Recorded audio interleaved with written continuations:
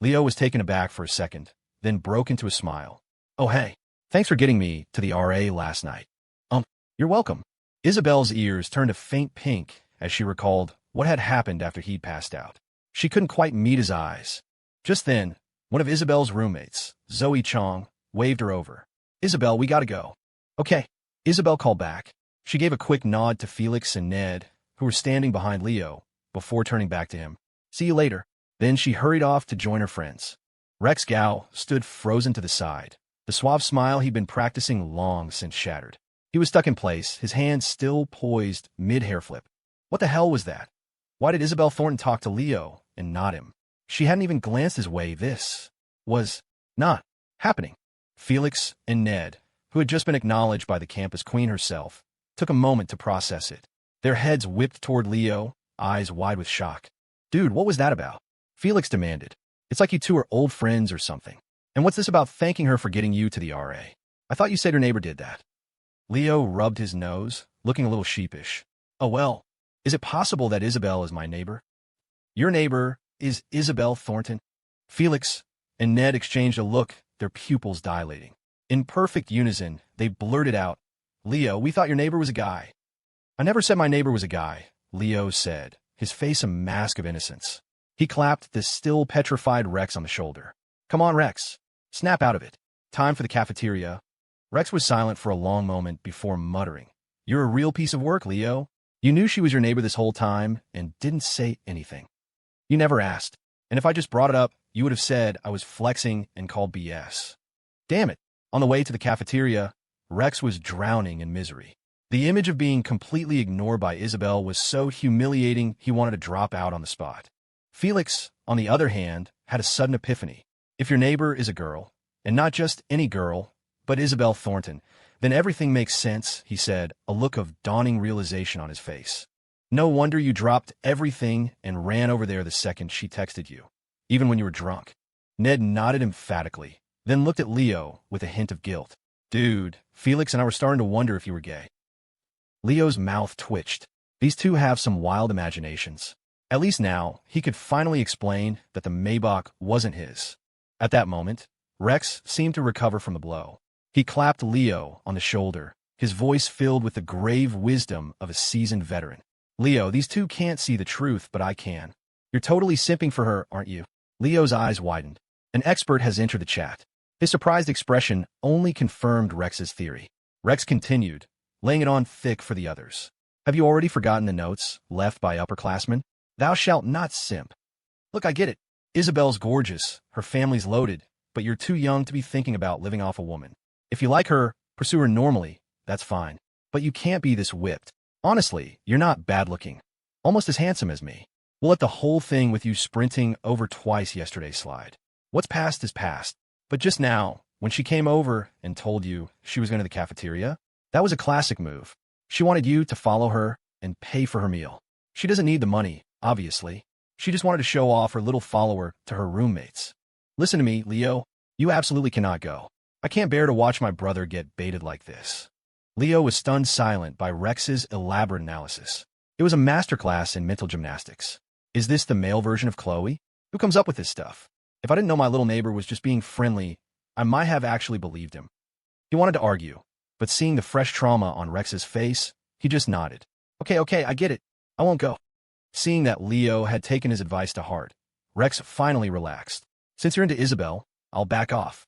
But that Clara Shun, the other top-ranked girl, she's all mine. In the next instant, a graceful figure appeared in front of them. It was the very same Clara Shun that Rex had just laid claim to. Rex froze, then quickly plastered on a smile about to say hello. But the familiar scene played out once more. Just like Isabelle, Clara walked straight past him and stopped in front of Leo. Rex's heart seized. He began to tremble. No, this isn't happening. This can't be happening. Felix and Ned stared at each other. Round 2. Their pupils dilated again. Oh no, don't tell us Leo has more than one neighbor. Simping for one girl makes you a simp. But 2, or 3, 4, 5? At that point, aren't you just a player? Clara didn't seem to notice the bizarre expressions on Leo's roommates' faces. She looked at him, blushing shyly. Hi, Leo. It's funny seeing you here. I can't believe we're at the same university. I just saw Isabelle Thornton too. Leo was surprised she'd approached him. Yeah, it's a small world. She's in section 2, though. So, Clara fidgeted, then gathered her courage and looked him straight in the eye. Is Kevin shown here at CPI, too? So that was it. She was here for Kevin. A knowing smile spread across Leo's face. Finally, some prime material to mess with Kevin. He shook his head. Kevin's not at CPI, but his school is here in Crestview. Oh, well, Leo, could you tell me which school he's at? Clara asked, clutching the hem of her shirt, her face so red it looked like it might burst. Leo stroked his chin, thinking for a moment. Then his eyes crinkled into a smile. Sorry, I'm afraid I can't do that. Oh, okay. All right. A flash of disappointment crossed Clara's face, but she quickly recovered her smile. That's okay. Thanks anyway, Leo. It'll be nice having you in our class. Then Leo changed his tune. But I can give you his number. You can ask him yourself. Really? Clara's eyes lit up instantly. Leo nodded and gave her Kevin's number. Kevin, my boy, he thought to himself, your godfather can only help you this much. Of course, Leo said, nodding to Clara as he recited Kevin's number. Out of courtesy, Clara added Leo as a contact, too. Just before she left, Leo asked casually, by the way, Clara, is there anything special you needed to talk to Kevin about? Oh, me? I needed to. Clara was caught completely off guard, fumbling for an answer. As the silence stretched, her face became impossibly red. She was too embarrassed to tell Leo the real reason. Seeing her flustered state, Leo smiled knowingly. His guess was spot on. Kevin's first romance was blooming. Oh, I get it, he said, throwing her a lifeline. You wanted to ask him about our time in the Ozarks, right? Yes. That's it. Clara nodded vigorously, clinging to the excuse like a life raft. She was adorable. Well, I'm gonna go eat now, Leo. Thanks for giving me Kevin's number. No problem. And thank you. Clara blinked. Thank me for what? Nothing. Go get some food, Leo said with a grin, waving her off. He was, of course, thanking her for giving that big knucklehead Kevin a shot at first love. After Clara was gone, Felix sidled up, his expression like an interrogator's. All right, Leo, spill. What's the deal with you and Clara? You're holding out on us, man. Knowing Isabelle was one thing, but Clara too. Ned nodded firmly and pointed at Rex. Yeah, look what you've done to Rex. Okay, let me explain. Meeting Clara was a total fluke. I was just as surprised to see her at the class meeting earlier. But I swear, we've only met a few times. We're just friends who say hi when we see each other. That's it. Hearing this, Rex, who had looked like his soul had left his body, finally snapped out of his petrified state. He breathed a sigh of relief. I knew it. There's no way every good-looking girl is connected to Leo. All right, Leo, since you know her, give us the details. How'd you meet? I really suggest you don't ask, Leo said seriously. Rex scowled. That's not cool, man. If you don't like her and she doesn't like you, what's the harm in telling me how you met? Fine, I'll tell you while we eat. Just don't get mad at me for roasting you. I won't. The 4 guys from room 415 got their food and found a table. Rex rubbed his hands together, impatiently urging Leo to start talking about Clara. Felix and Ned leaned in, all ears. A good piece of gossip was better than any side dish. Come on, Leo, quit stalling. Leo tilted his chin up and glanced at the chicken leg on Rex's tray, saying nothing. Rex blinked, then quickly moved the chicken leg onto Leo's tray with a sycophantic grin. My liege, a humble offering. Ahem. I didn't ask for this, you know. You offered it freely. Whatever you say, boss. Leo was pleased with Rex's attitude. Kid from a business family, knows how to read a room. He dropped the act and told them the full story of how he and Kevin met Clara during their summer in the Ozarks. Clara's from the Ozarks, from the Black Fork region. At the time, 10 minutes later, Felix and Ned were staring with wide eyes, their faces a mixture of envy and disbelief. Only Rex sat there, the muscles in his jaw twitching, his whole body trembling slightly as if he couldn't breathe. He swallowed hard. So you're saying Clara came up to you to ask for your friend Kevin's number, and she probably has a crush on him? Yep. And you and Kevin spent over a month in the summer earning more than $20,000, and your cut was over 10 grand? Yep.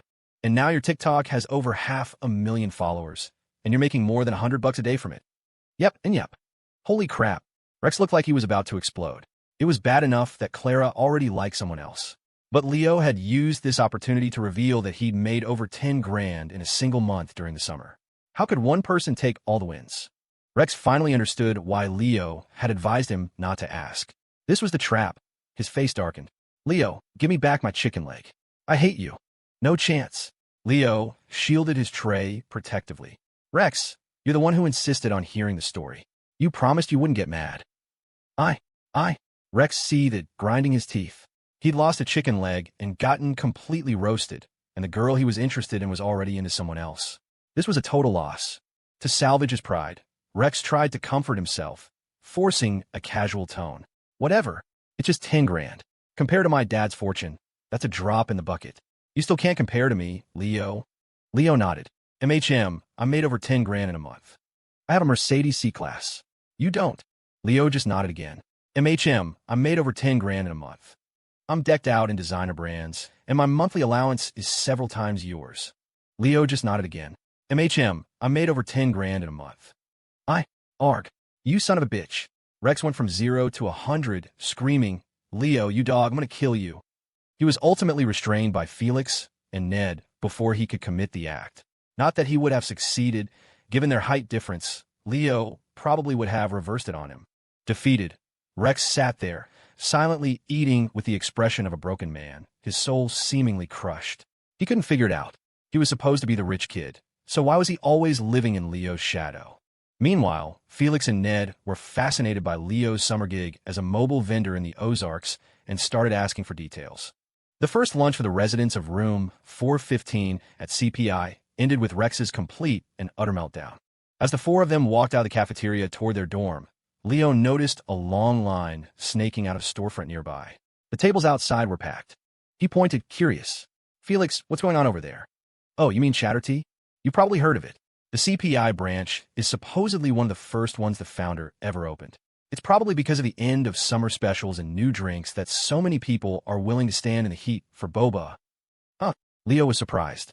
He hadn't realized Chattertea had started on a college campus. After getting the full history from Felix, he finally understood that Isabelle hadn't been kidding. Tia had started out as a regular college student, launching the Chattertea brand during his freshman year and growing it into an empire. The thought brought his little neighbor's words back to him. Leo, we don't have to be on the same level. A pretty girl like me would still be your girlfriend. And with that, the idea of starting his own business began to form in his mind. Between the money he'd earned with Kevin and the settlement from his Aunt Brenda, he had over $20,000 in his account.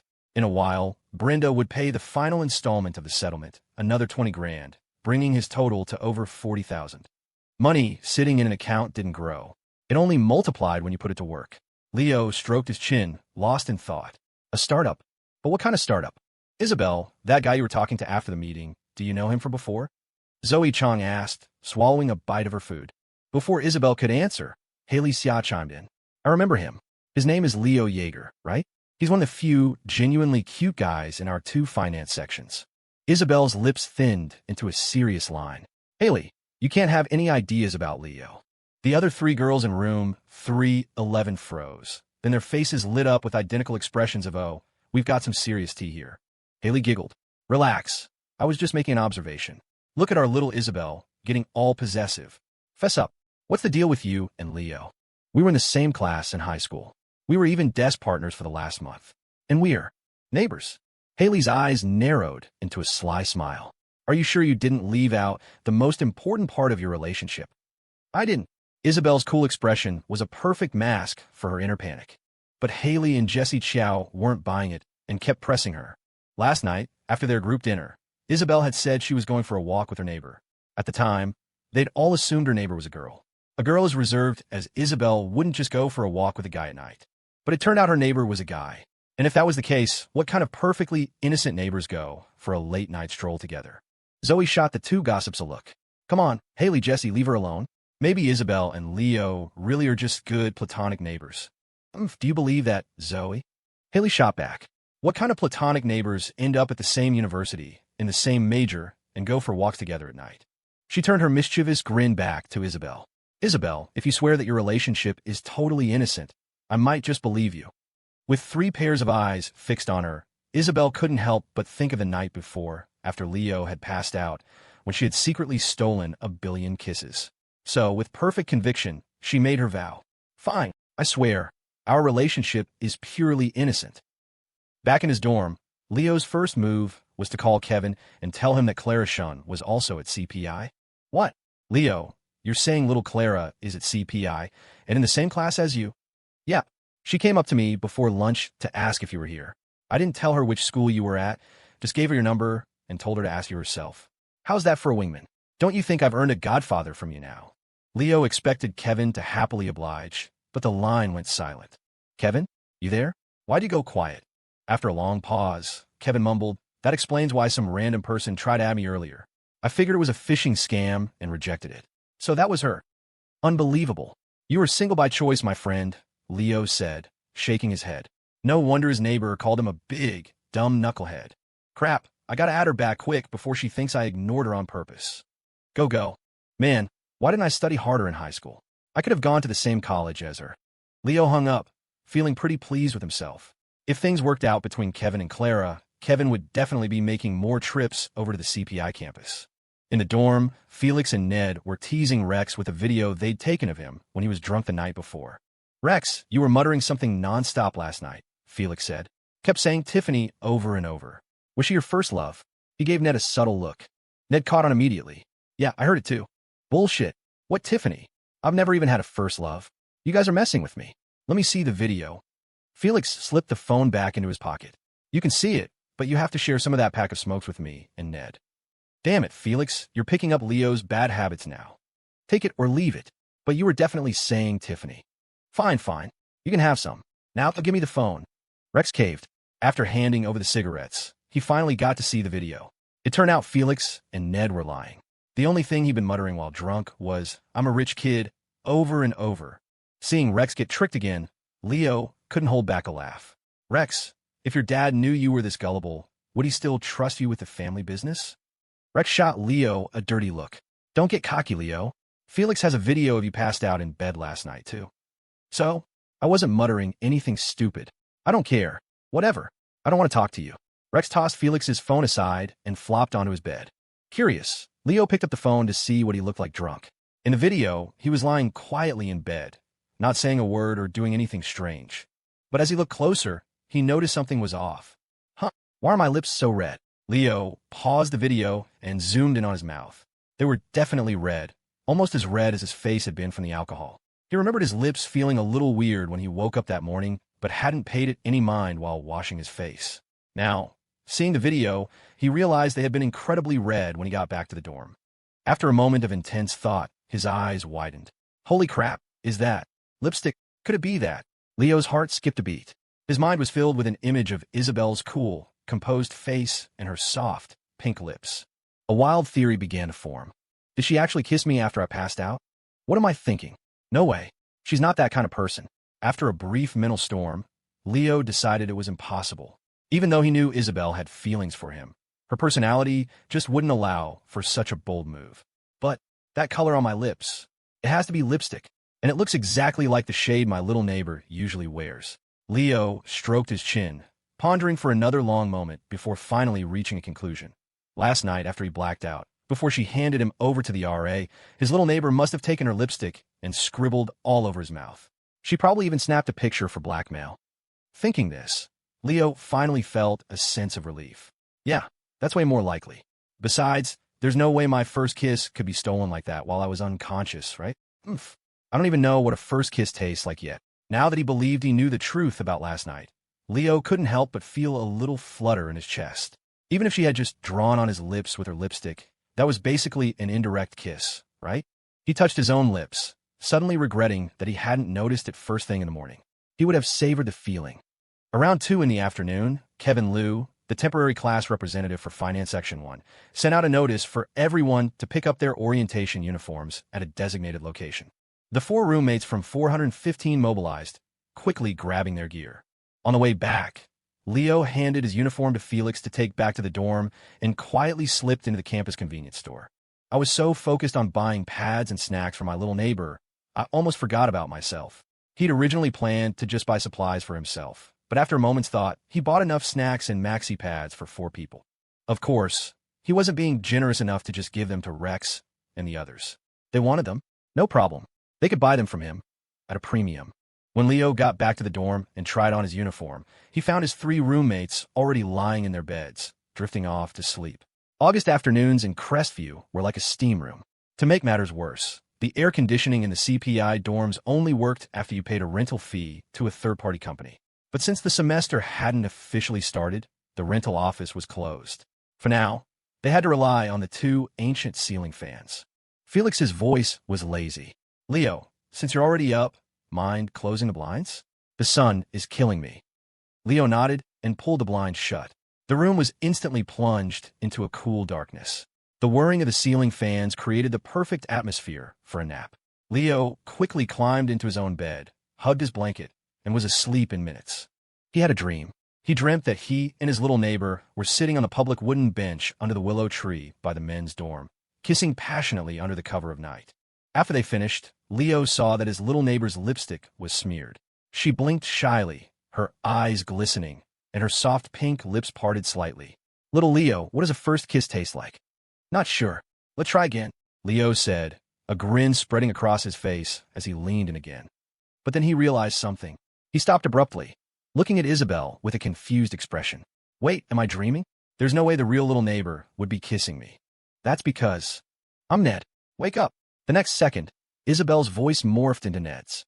Leo jolted, his eyes flying open. Sure enough, Ned's face, with all its blackheads and acne scars, was hovering right in front of him. Ned looked terrified. Seeing Leo's eyes open, he breathed a sigh of relief. He clutched his chest, still shaken. You scared the hell out of me, Leo. Who are you dreaming about? Why try to wake you? You puckered up and tried to kiss me. Good thing I've got quick reflexes. Leo was speechless. Holy crap, that was a close call.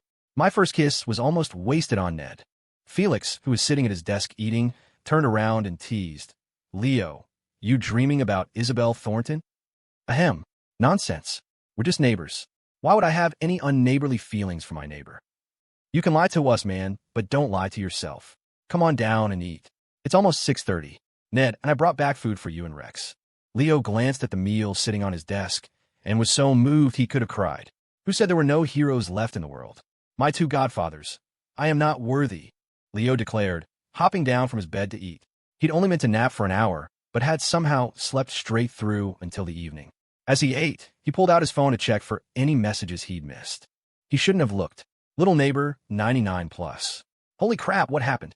He tapped the notification, and the chat automatically scrolled to the very first message Isabelle had sent. Leo, what are you doing? I just picked up my orientation uniform. This uniform looks so thick. What do you look like in yours? Zoe bought me a chatter tea. It's really good. We should go get some tonight. A little bored. Kinda want to play Fireboy and Water Girl. Let me show you what I look like in my uniform. Photo. Leo, what are you doing? Why aren't you answering me? Confused. Emoji, it's kinda hot. I'm gonna take a shower. Done with my shower. Zoe said my legs are a little pale. Photo of legs. I also bought new socks. Here's what they look like on. Photo of white stockings. Leo, you're a bad person. Poke. Emoji X100. Leo scrolled through the messages, a storm of emotions brewing inside him. In the few short hours he'd been napping, his little neighbor had sent him a novel. She'd started off reserved, but as his silence stretched on, she'd gotten more and more restless, resorting to sending photos. First the uniform pic, then the leg pic, and finally the trump card, the stocking pic. Leo was deeply moved. He silently long pressed on each photo, saved it to his phone, and thought to himself that the world was truly full of good people. Rex, just waking up, climbed down from his bunk and saw the strange look on Leo's face. Hey, Leo, why are you smiling like a creep while you're eating? Leo blinked, quickly schooling his expression. He took a big bite of rice and grumbled, Damn, did they show this rice a dirty movie? It's hard as a rock. After dinner, Rex dramatically retrieved his laptop from his locker, making sure his every move was visible to his three roommates. He flipped his hair back. What's that, Ned? You're asking how much this laptop cost? $1,800. A cool $1,800. Huh. I didn't ask you anything, Ned said, looking confused. That's not important. The point is, if you guys ever want to use it, feel free. We're all brothers here. Leo and Felix exchanged a look and shook their heads with a smile. Honestly, they already believed Rex was a rich kid. He didn't need to keep flexing like this. The more he did it, the less convincing he became. As the saying goes, the people who show off the most are the ones who have the least. Leo, meanwhile, washed his hair and changed into a fresh set of clothes, preparing to head out. Seeing this, Rex immediately stood up, his eyes narrowing. Hey, Leo, don't tell me you're going to go simp for Isabelle Thornton again. What's simp?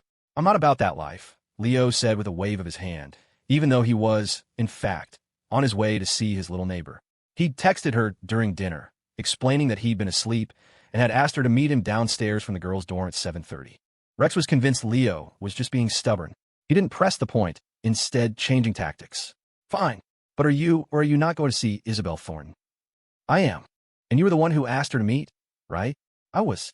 Rex snapped his fingers, then turned to Felix and Ned. See? Our boy Leo here has so much going for him, and yet he's getting completely baited by one girl. He looked back at Leo. If I'm not mistaken, Isabelle probably turned you down with some polite excuse, but you're being persistent, thinking that if you wait for her downstairs, she might take pity on you and come down for a minute. Right? Oh no, nothing like that. She said yes, and she invited me to chatter tea. I knew she'd. Wait, what? Isabelle agreed to meet you and offered to buy you boba? Rex was stunned. That's not right. Felix and Ned, who had been tuning out, suddenly perked up. They knew Leo and Isabelle were neighbors, but this was Isabelle Thornton. What level was she on? After the class meeting, at least 10 guys had tried to get her number. Why would she agree to meet up with Leo, let alone offer to buy him a drink? Rex stared at Leo, who looked completely unfazed, not at all like he was bragging. He swallowed hard, a new theory already forming in his mind. I've got it. Your neighbors and school just started, so a ton of guys are hitting her up. She wants you to help her vet them, see which ones are decent.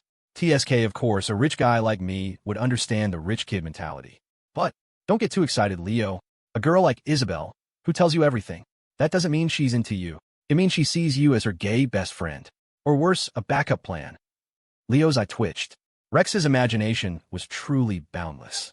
Give him one piece of information, and he could construct an entire dramatic screenplay. It was a shame he wasn't a web novelist. Leo rolled his eyes. Go play on your laptop and stop worrying about my life. He left the dorm and headed for the girls' residence hall. As soon as he was gone, Rex slammed his laptop shut and turned to Felix and Ned with a grave expression. This is bad. Leo is in deep. If I hadn't stopped him at lunch, he would have sprinted to the cafeteria after Isabelle. And now, the second he wakes up and eats, he's off to find her again. This is textbook sim behavior. As his friends, we can't let this continue. So what's the plan? Felix asked, adjusting his glasses. Rex thought for a moment, his voice low and serious. Leo said they're going to chatter tea, right? The three of us will go too. We'll find a corner table and observe. If the opportunity arises, we'll intervene and help Leo see Isabelle's true colors. I don't know, man, Ned said, scratching his head. Maybe you guys are overthinking this. What if Leo is just pursuing her normally? His mind was simple. He didn't see what the big deal was. Isn't this how you chase a girl? But Rex immediately shot him down. Ned, you're too naive. Isabelle gets dropped off at school in a Maybach. She and Leo are not in the same league. If you were Isabelle, would you date Leo? Absolutely not. Hearing it put that way, Felix and Ned realized the gravity of the situation. The three of them exchanged a meaningful look, then stood up and headed for chatter tea. When Leo arrived at the girls' dorm, he found Isabelle already waiting for him, a rare smile gracing her features. She looked to be in a very good mood. Even though it was mostly just freshmen on campus, the occasional guy passing by couldn't help but stop and stare at the flawlessly beautiful girl. Leo walked up to her and pouted. You shouldn't dress so nicely in the future. ? Sensing her confusion, Leo realized he'd just let out a wave of possessive jealousy. He quickly backtracked. Ahem, we're just going to get Boba. You didn't have to get all dressed up. Oh, but I was getting dressed up to get Boba with you. Leo's face remained impassive, but inside his heart was pounding. Damn it, she's doing it again. Leo and Isabelle walked side by side toward chatter tea. Thankfully, the campus wasn't too crowded yet. With orientation starting the next day, most of the freshmen were out for one last night of freedom. The paths were relatively empty, so Leo didn't feel too much pressure being seen with her. Since chatter tea was located right next to the men's dorms, they once again passed the public wooden bench under the willow tree. The sight of it reminded Leo of the dream he'd had that afternoon. In the dream, he hadn't just kissed Isabelle. It had been a deep, passionate kiss. The thought made him glance guiltily at his little neighbor. To his surprise, she was also looking at the bench, her face turning red, her eyes darting around as if lost in thought. What are you blushing for? Leo wondered silently. But in the next second, he heard her inner voice. Little Leo, why is his face red too? He couldn't possibly remember, could he? Leo froze. Her thoughts, combined with the video Felix had shown him, sparked a connection. He turned to her, his gaze intense and scrutinizing. His stare made Isabelle uncomfortable. She looked up, her cheeks flushed. Leo, why are you looking at me like that? What did you do to me last night after I passed out?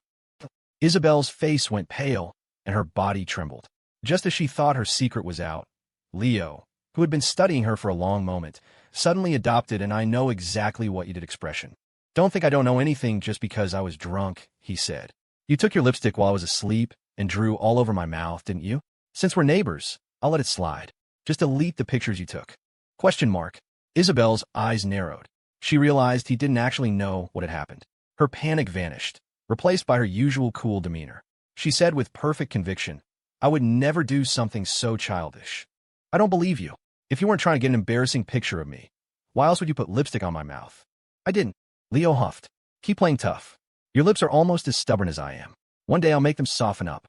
Little did he know, his neighbor was already quite familiar with how soft his lips were. Not hard at all. At that moment, Leo finally relaxed, convinced that his theory was correct. She had just messed with him while he was drunk. Isabelle also breathed a secret sigh of relief. He really hadn't found out what she did last night. Once they got a chatter tea, Leo and Isabelle found a table by the window. The August mosquitoes were out in full force. Leo got up to order and asked his little neighbor what she wanted. What are you getting? First love. Leo's eye twitched. He deadpanned. Why don't you just order first kiss? I've already tried it, his little neighbor said, looking a little smug. It wasn't until Leo got to the counter that he understood. Just as Felix had said, Chatter Tea had released 2 new specials for their end-of-summer event. First Love and First Kiss. He remembered the message she'd sent that afternoon, saying her roommate Zoe had bought Boba for their whole dorm. So that's why she said she'd already had a first kiss. It all makes sense, Leo thought with a relieved smile. He placed their order and went back to the table. Meanwhile, Rex, Felix, and Ned had arrived. Rex scanned the shop, finally spotting Leo and Isabelle by the window. The 3 of them found an outdoor table in a dark corner, a perfect vantage point to observe without being noticed. See? Leo and Isabelle are really together, Rex whispered. The kid's got some moves, I'll give him that. But that's all he's got. Felix pushed up his glasses, frowning as he watched the pair. They seemed to be getting along really well. Not like the just normal neighbors Leo described. Ned just stared with wide-eyed curiosity. Yeah, they look really good together. I don't see Leo acting desperate or anything. Rex shot them glare. What do you guys know? A rich girl like Isabelle is playing 4D chess. We have to watch closely so Leo doesn't fall in too deep. At that moment, Leo and Isabelle were chatting happily, both of them laughing from time to time, completely unaware of the 3 pairs of eyes spying on them from the patio. When their drinks arrived, Isabelle took a delicate sip and closed her eyes in satisfaction. First Love tastes pretty good, but I kind of want to try First Kiss again. Didn't you already have one? Isabelle puffed out her cheeks, but didn't say anything. The first kiss she had tasted was not the one in Leo's hand. By the way, Leo said, you saw Clara Shun at the meeting this morning, right? Crazy coincidence that she's also a finance major at CPI. But that big knucklehead, Kevin, isn't here, Isabelle said coolly. Yeah, but on the way to lunch, Clara came up and asked me if he was here. I didn't tell her which school he goes to, just gave her his number so she could ask him herself. Pretty good matchmaking on my part, right? Yes. Great. You big idiot, Leo. You can't even sort out your own life, and you're trying to play Cupid for others. Oomph. Leo rubbed his nose, looking slightly uncomfortable. Sometimes, hearing his little neighbor's thoughts wasn't as great as it seemed. Back in the corner of the patio, Rex was getting more and more confused. He watched Leo and Isabelle laughing, saw Isabelle wrinkle her nose in a mock pout, and felt that something was very wrong.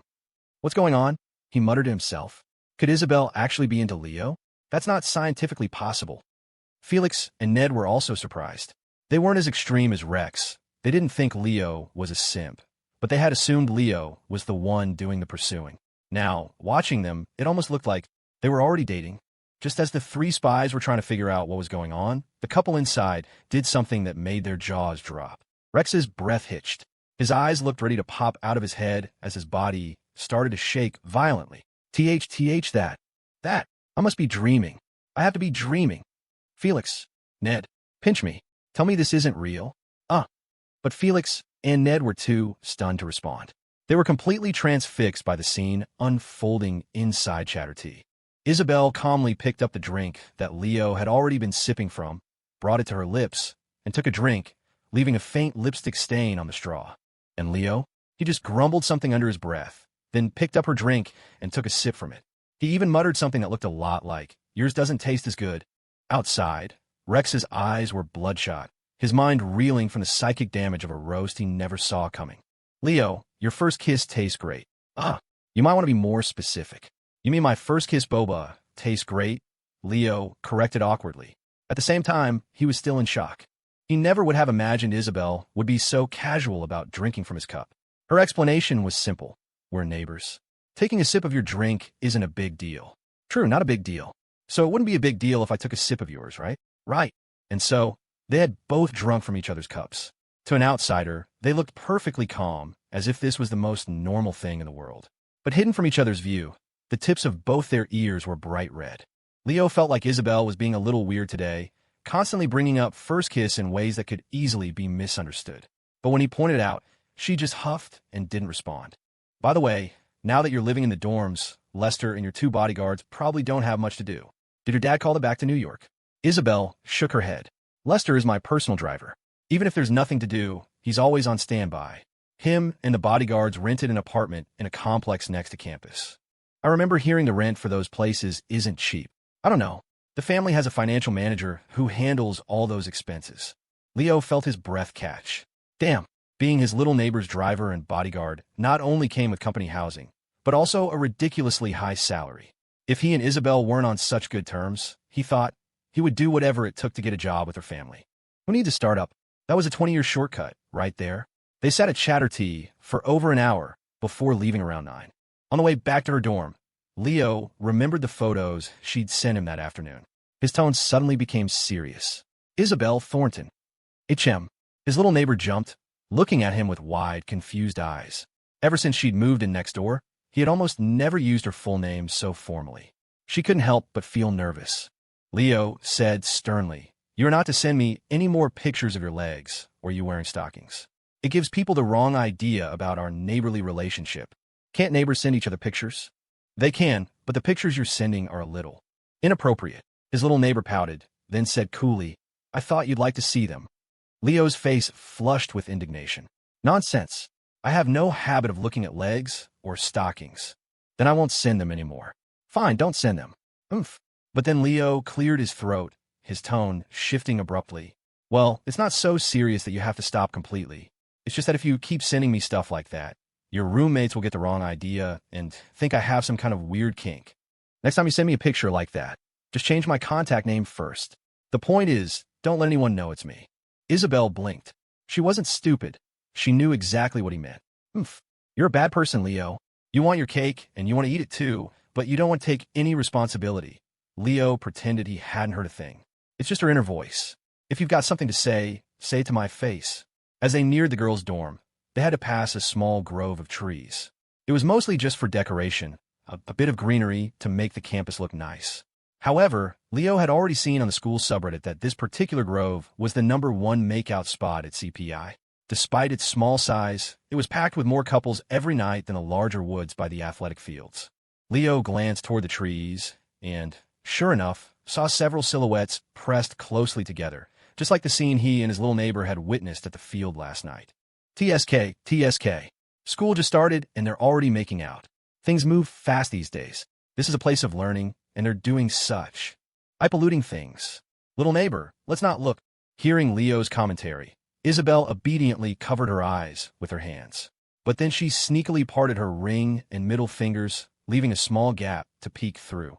The girl saw the kissing techniques of the couples in the grove, and her pupils constricted slightly. The way they were kissing.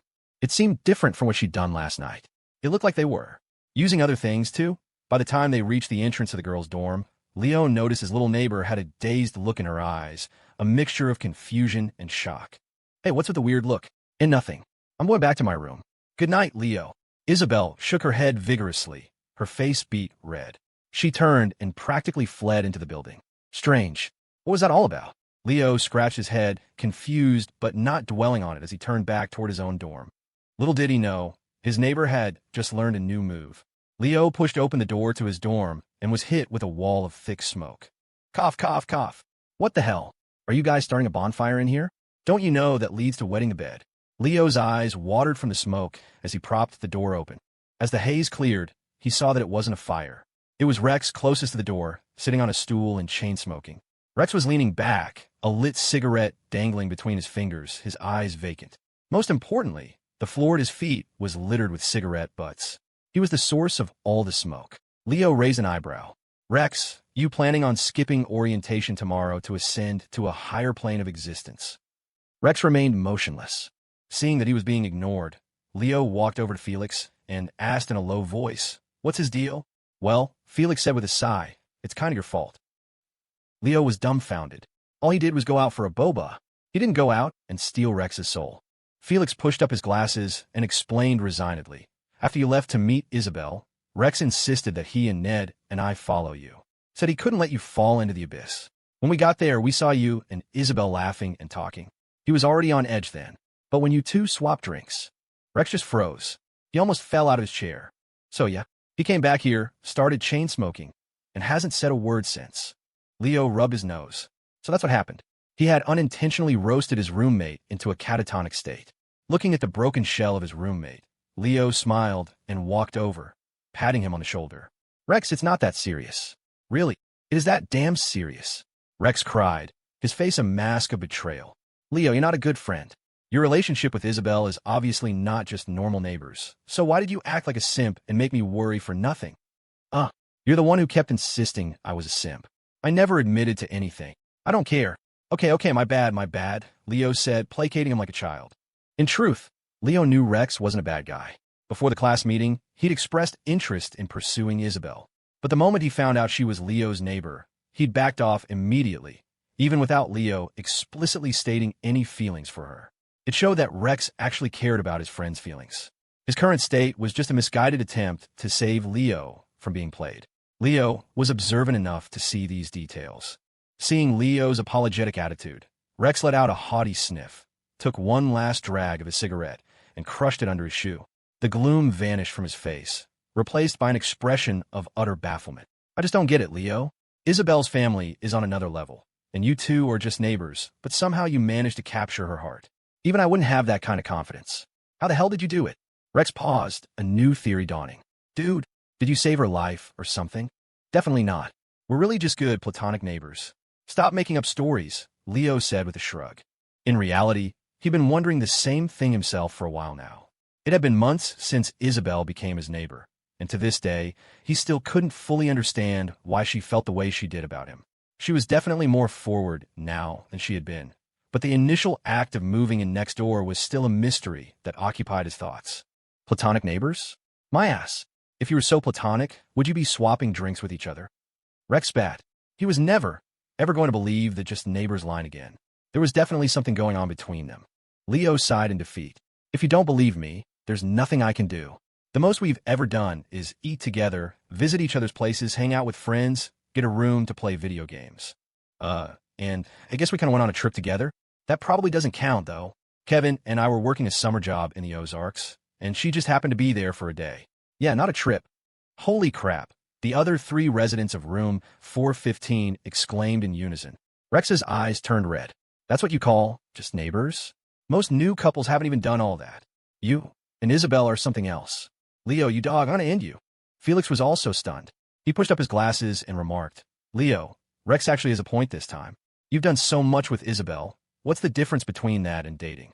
Never mind anything else, the fact that you two got a room together. That's farther along than most couples." "Leo, I think they're right." Ned nodded solemnly, then looked at him with suspicion. "Leo, are you secretly dating Isabelle? And you're just messing with the three of us as some kind of weird couples game?" Leo was flabbergasted. "Are the things my little neighbor and I have done really the same as what couples do? No way. This is just a fantasy of three single guys." He ignored them and turned back to his phone. Seeing this, Rex, Felix, and Ned took his silence as an admission of guilt. They huddled together, whispering, and came to a unanimous conclusion. Leo and Isabelle were already dating, and if they weren't, they were about to be. Of course, Leo was secretly listening in, a ripple of uncertainty spreading through him. "My little neighbor and I. Do we really seem like we're dating?" "I'm not dating Leo," Isabelle insisted, looking at her three roommates with an icy glare that screamed, "You can talk until you're blue in the face, but it won't change the fact that we're not dating." Zoe Chong stood over her, arms crossed. which did little to contain her impressive chest. After a moment of scrutiny, she turned to Haley and Jesse. Haley, looks like you were right. There's definitely something going on between Isabelle and Leo. I didn't believe it at first, but then I saw them sitting together at Chatter Tea when I went to the store tonight. Haley grinned. Of course there is. Our Ice Queen Isabelle would never go out of her way to talk to a guy unless their relationship was special. And then they go for a walk and get Boba together at night? That just confirms my theory. She turned to Isabelle excitedly. Tell us the truth. What is your relationship with Leo? And don't you dare say neighbors again. Our relationship is completely innocent. Innocent, except for the part that was purely labial, right? Haley said, her eyes narrowing as if she could see right through her. Hearing Haley's words, Isabelle froze. Oh no, this one's too smart. Finally, Isabelle pursed her lips and mumbled, okay, fine. Leo and I are gaming buddies. The three roommates blinked, confused. Gaming buddies? What does that mean? Fireboy and Watergirl. And, Bleach versus Naruto. Zoe and Jesse exchanged a baffled look, completely thrown by this answer.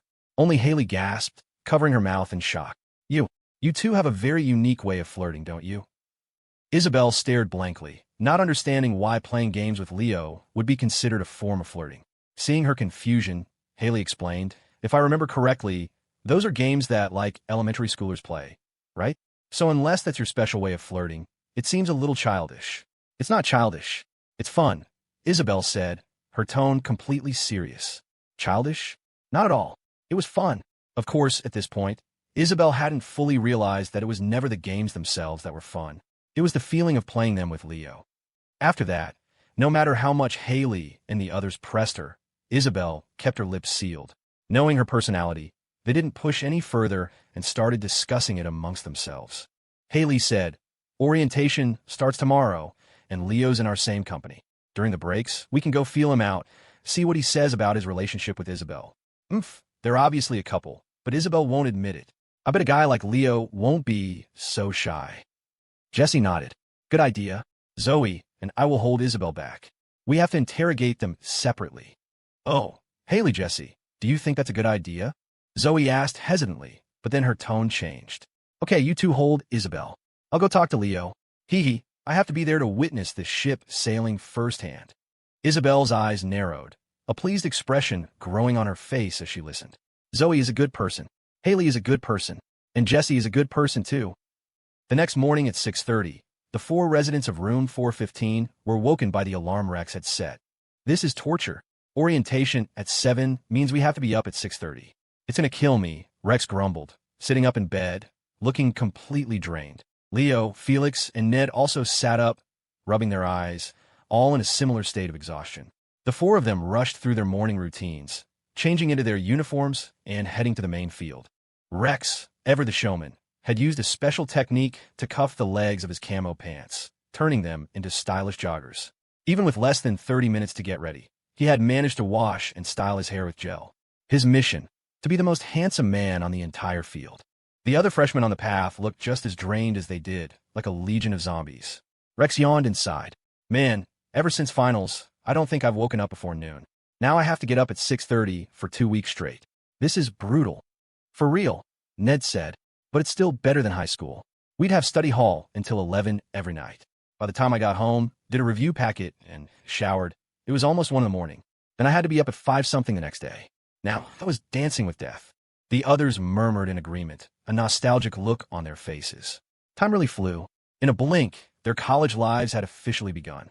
Once they reached the field, Leo and the others found the spot for Company 9, composed of finance sections 1 and 2, and quickly fell into line. Just as Leo got settled, he saw his little neighbor and her 3 roommates jogging over in their uniforms, slipping into the formation just before the drill instructor arrived. Even though Isabelle had sent him a picture of herself in the uniform yesterday, seeing it in person was still breathtaking. Yep, when you're that beautiful, you look good in anything, Leo thought with a sigh. Their drill instructor was a tall, dark, and muscular man, basically a much buffer version of P5.She. After laying down the rules for orientation, he got right into the drills. The field was filled with the rhythmic shouts of different companies. A few troublemakers were pulled out for special attention. Among them, our fashion-conscious Rex. The instructor spotted his cuff pants and immediately ordered him out of line for 50 push-ups. By the time Rex finished, they were granted their first morning break. He was drenched in sweat, fanning himself with his hat and cursing under his breath. Damn it, what's that drill sergeant's problem? What did my pants ever do to him? 50 push-ups. I'm dead. Leo suddenly called out in a loud voice. Hey Rex, didn't you say you work out all the time? That you have an 8-pack and could do 100 push-ups without breaking a sweat? 50 should have been a piece of cake for you, right? When the hell did I? Rex started to retort, but then he noticed that Leo's voice had drawn the attention of several girls who were also on break. He swallowed the words on the tip of his tongue and forced a casual tone. Yeah, of course it was easy. Just 50? That was nothing. I'm not even tired. Seeing Rex take the bait, Leo grinned. Then how about another 50, Rex? Show the girls in our class what you've got. Dude, Leo, that's enough. Another 50 will kill me. Rex's eye twitched as he hissed at Leo under his breath. But Leo didn't say anything. He just started clapping. Felix and Ned, catching on, joined in. Soon, the surrounding girls were also clapping and laughing, hoisting Rex onto a pedestal he couldn't climb down from. His name's Rex Gao, right? He's pretty cute, and I can't believe he's that strong. 100 push-ups? I kind of want to see that. Miju, Miju. Hearing the girls' whispers, Rex suddenly transformed. Like a bull snorting, he puffed out his chest, rolled up his sleeves, and dropped to the ground to begin another set. Leo was laughing so hard his sides hurt. He couldn't believe how much Rex cared about his image, willing to see the bluff through to the very end. While most of Company 9 was enjoying the spectacle, Isabelle, who had been standing at the back of the group, squinted her eyes and quietly slipped up behind Leo. She gave the hem of his shirt a gentle tug. Leo, there might be 3 good people coming to talk to you soon. Don't believe them. Huh. Leo froze and turned his head.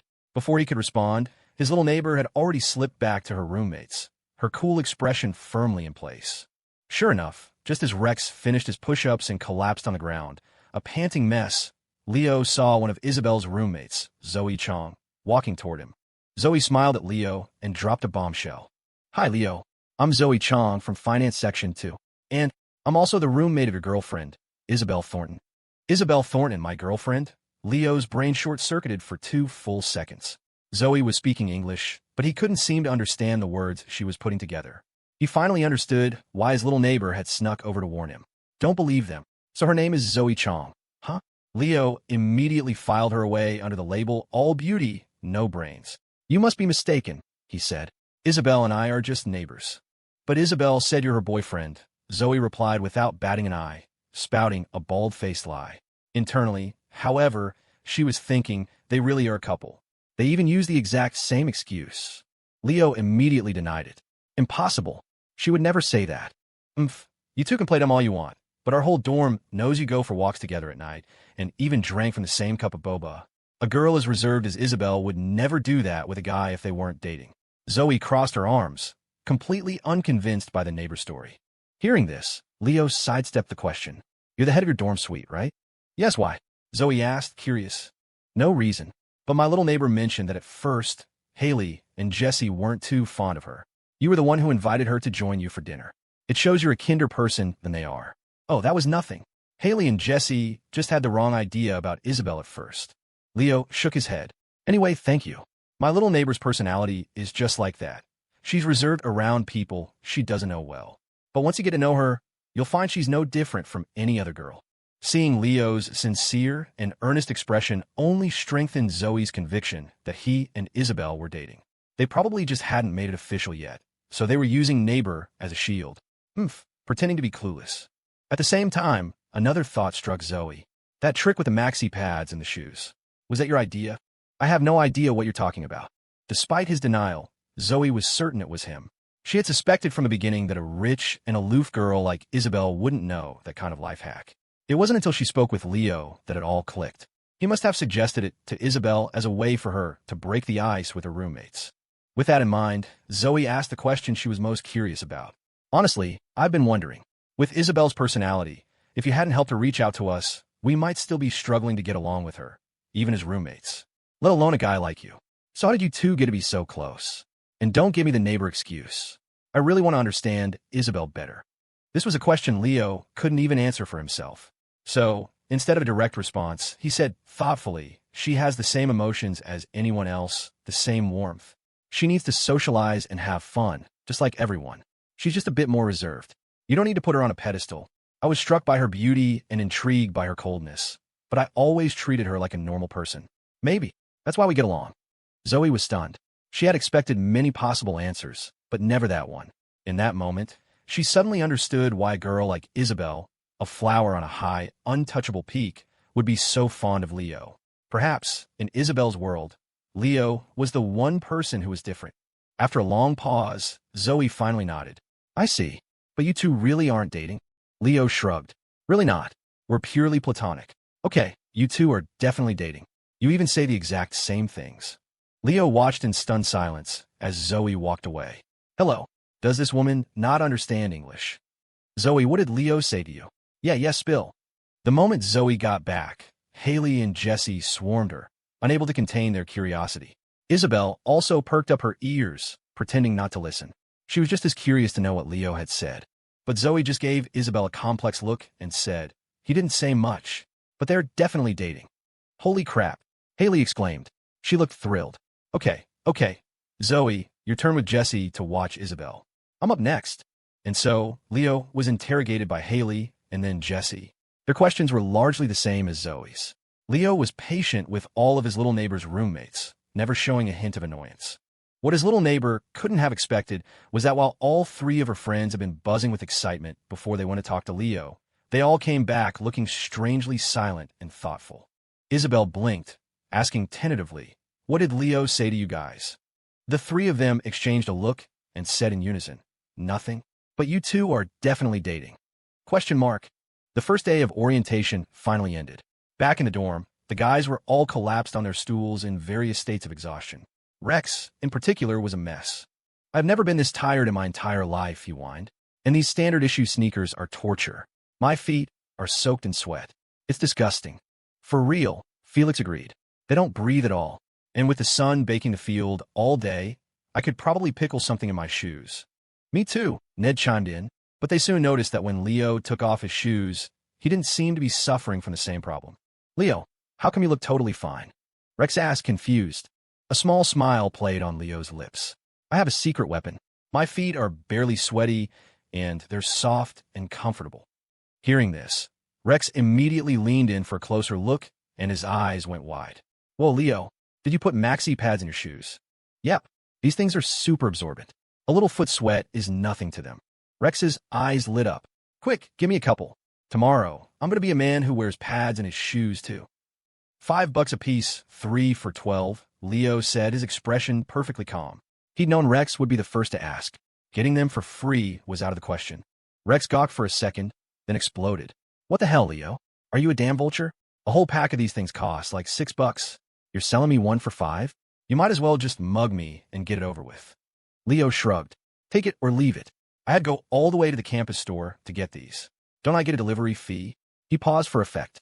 Besides, do you have any idea how much courage it takes for a 6'1" dude to buy sanitary pads? Think of the risk to my reputation. That's got to be worth something, right? Rex stared, realizing with dawning horror that Leo almost had a point. It wasn't a lot of money, but on principle he couldn't give in. This was the same guy who'd raked in over 10 grand during the summer. Was he supposed to just keep bankrolling him? Rex scoffed. Forget it. I'm not letting you profit off my misery. They're just pads. I'll go to the store myself. Suit yourself. Leo shrugged again, then pulled 2 packs from his locker and handed one each to Felix and Ned. Felix pushed his glasses up his nose. I think I'll pass. $5 a pad isn't that much, but if you need 2 a day, that's a little rich for my blood. Yeah, me too, Ned added, waving a hand. I ain't as delicate as Rex. The sweat from this orientation is nothing compared to a day working in the fields back home. Their monthly stipends were only a couple $100 each. This was a luxury they couldn't afford. But Leo just waved them off. They're on me. No charge.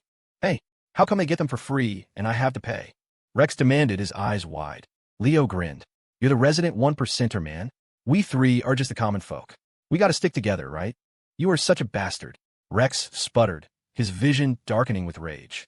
Without another word, he stormed out of the room, heading for the campus store. It wasn't that late. It should still be open for another half hour. A few minutes later, he returned, empty-handed and dejected. Ned raised an eyebrow. What happened, Rex? Store closed early? Rex shook his head.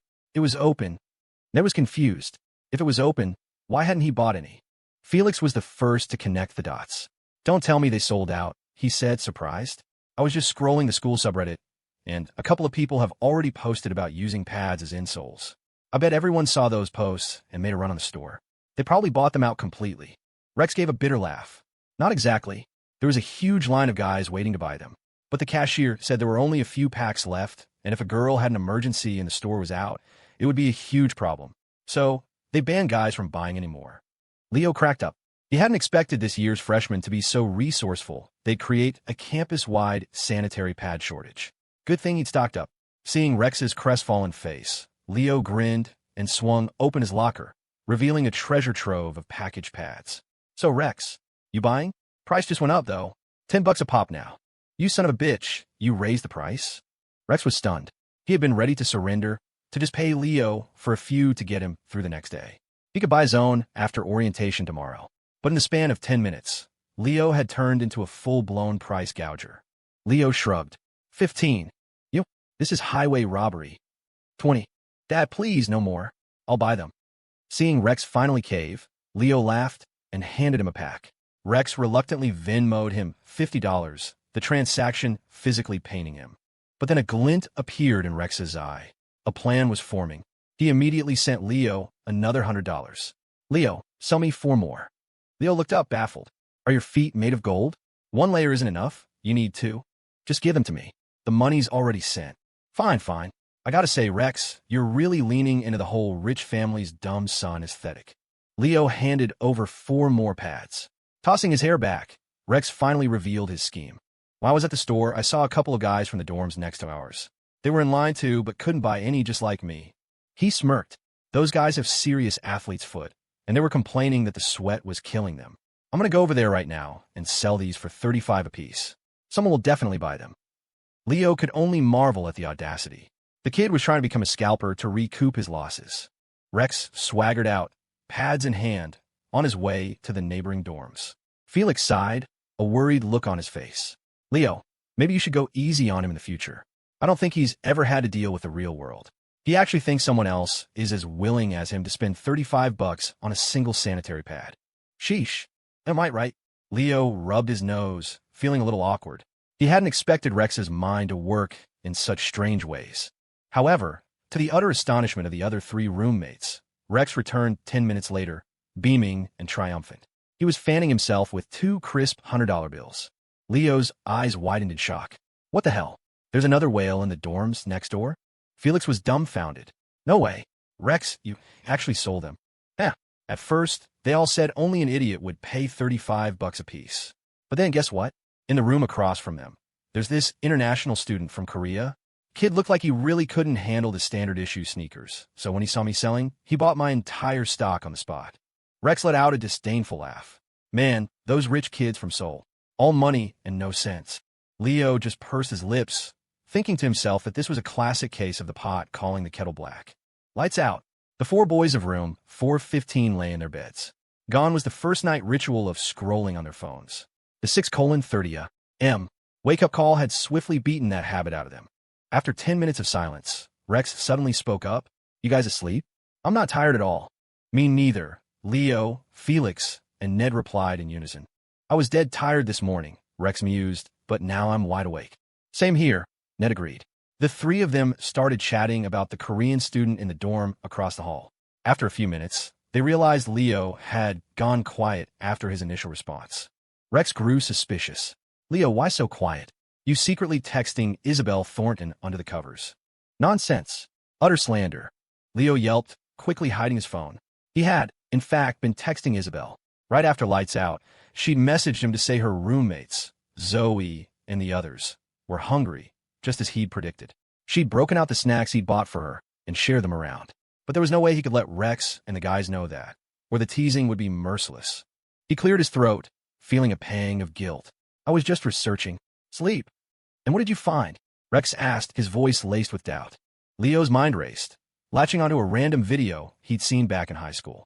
He adopted a serious, academic tone. Actually, sleeping late isn't a big deal. I read online that if you can't guarantee enough sleep time, you can use something called the Da Vinci sleep method to adjust. He continued, warming to his subject. The Da Vinci method involves sleeping in multiples of 1. 5 hours. For example, 1, 5 hours, 3 hours, 4, 5 hours, and so on. The human brain has a self-regulating function. Every 90 minutes, you cycle from deep sleep to light sleep. So if you wake up at a 1-5 hour interval, you're waking up during a light sleep phase. Even if you don't sleep long, it significantly reduces fatigue. You pause for dramatic effect. It's midnight now. If we want to use this method to feel less tired tomorrow, we should aim to fall asleep in the next 30 minutes. That gives us exactly 6 hours until 6:30 a.m., which is a perfect multiple of 1-5. The other 3 listened, nearly convinced by Leo's authoritative delivery. But then Felix raised a question. Leo, I don't think your method is very reliable. No way, I got this from an official account that specializes in sleep science. It should be totally legit. Felix's next sentence shut Leo down completely. The problem is that Vinci currently sleeps for 24 hours a day. A profound silence filled the room. After a beat, Leo muttered, well, you can't deny that 24 is a multiple of 1-5. Fair point. And so, the 3 of them resolved to fall asleep before 12:30. Soon after, the sound of light snoring filled the room. But on Rex's bed, the faint glow of a phone screen appeared. He squinted, put in his earbuds, and muttered to himself. The Da Vinci sleep method, my ass. Leo was just pulling that out of his. A smirk crossed his face. If you ask me, the 5-knuckle shuffle is way more effective. The next week was a monotonous cycle of orientation drills. The freshmen, once filled with excitement for college life, were now utterly exhausted. Every day after training, they dragged themselves back to the dorm and collapsed onto their beds, too tired to do anything else. The constant sun exposure had tanned everyone's skin. Except for Rex. He wasn't just tanner. The dark circles under his eyes were becoming permanent fixtures. On the last night, before the final assembly, the 4 guys from room 415 returned to their dorm and collectively face-planted onto their mattresses. Even Felix, who rarely complained, couldn't hold back anymore. Before I got here, everyone said college was amazing. Now, this orientation has just about killed me. Leo sighed dramatically. Felix, has it ever occurred to you that when they say college is good, they might be using good as a verb? Whoa, Leo, how would you know so much? Don't tell me you, and... Stop right there. I know what you're going to say, and for the record, my neighbor and I are purely platonic. We haven't even held hands. Leo rolled his eyes, his conscience clear. Just as he was about to continue bantering with his roommates, his phone vibrated in his pocket. It was a text from Isabelle. Leo, I want barbecue. Leo checked the time. It was only 9 p.m. There was a food truck park not far from campus. He thought for a moment and quickly replied, downstairs in 15. I'll come get you. After sending the message, Leo stripped off his orientation uniform, took a quick, cold shower, and changed into clean clothes. As he was about to head out, Felix, seeing him dressed to go, asked, where you headed, Leo? Going to find out just how good college life really is. Felix's eyes went wide. When Leo arrived at the girls' dorm, Isabelle wasn't there yet. He stood by the side of the road, idly kicking at a loose pebble. Suddenly, he heard the sound of someone running. He looked up, expecting to see Isabelle, but was surprised to see Clara shun. Hey, Clara, slow down, there's a pothole ahead. Leo called out. Oh, okay, thanks. Clara paused, startled. When she saw it was Leo, a flicker of panic crossed her eyes, quickly followed by a deep blush that bloomed across her cheeks. Leo, good evening. Hey, where are you off to in such a hurry? Leo glanced at her. She'd changed out of her orientation uniform and was dressed much more nicely than she had been at the opening assembly. It was clear she'd put effort into her appearance. Clara froze for a second, then stammered. I have to go off campus for something. Oh, okay. Well, be careful. The pavement around here is a mess. Don't want you to trip. Leo nodded, not thinking much of it, and waved her off. Clara nodded back quickly and hurried away, almost fleeing. Watching her retreating back, Leo couldn't shake the feeling that she was avoiding his gaze, like she had something to hide. Before he could dwell on it, a light, familiar fragrance drifted from behind him. He turned to find Isabelle standing there, having appeared without a sound. Isabelle was wearing a form-fitting black mini dress with a cinched waist, paired with platform loafers. But the detail that nearly stopped Leo's heart was the pair of sheer, black thigh-highs covering her long, flawless legs. Some wise man once said that when you look at a woman, you should look at her eyes first. If she's not looking at you, congratulations, you can now look at her legs. But Leo's gaze was on auto-aim. He didn't even register whether Isabelle was looking at him or not. His eyes were glued to her legs and refused to move. Like what you see. Honestly, Leo, you and your leg obsession. Her voice snapped him out of it. He tore his eyes away, clearing his throat. It's Okay, I won't wear them next time then. I mean, under normal circumstances, it's exceptionally good. A satisfied smile spread across Isabelle's face. She glanced in the direction Clara had gone. What were you and Clara talking about? She asked casually. Oh, nothing.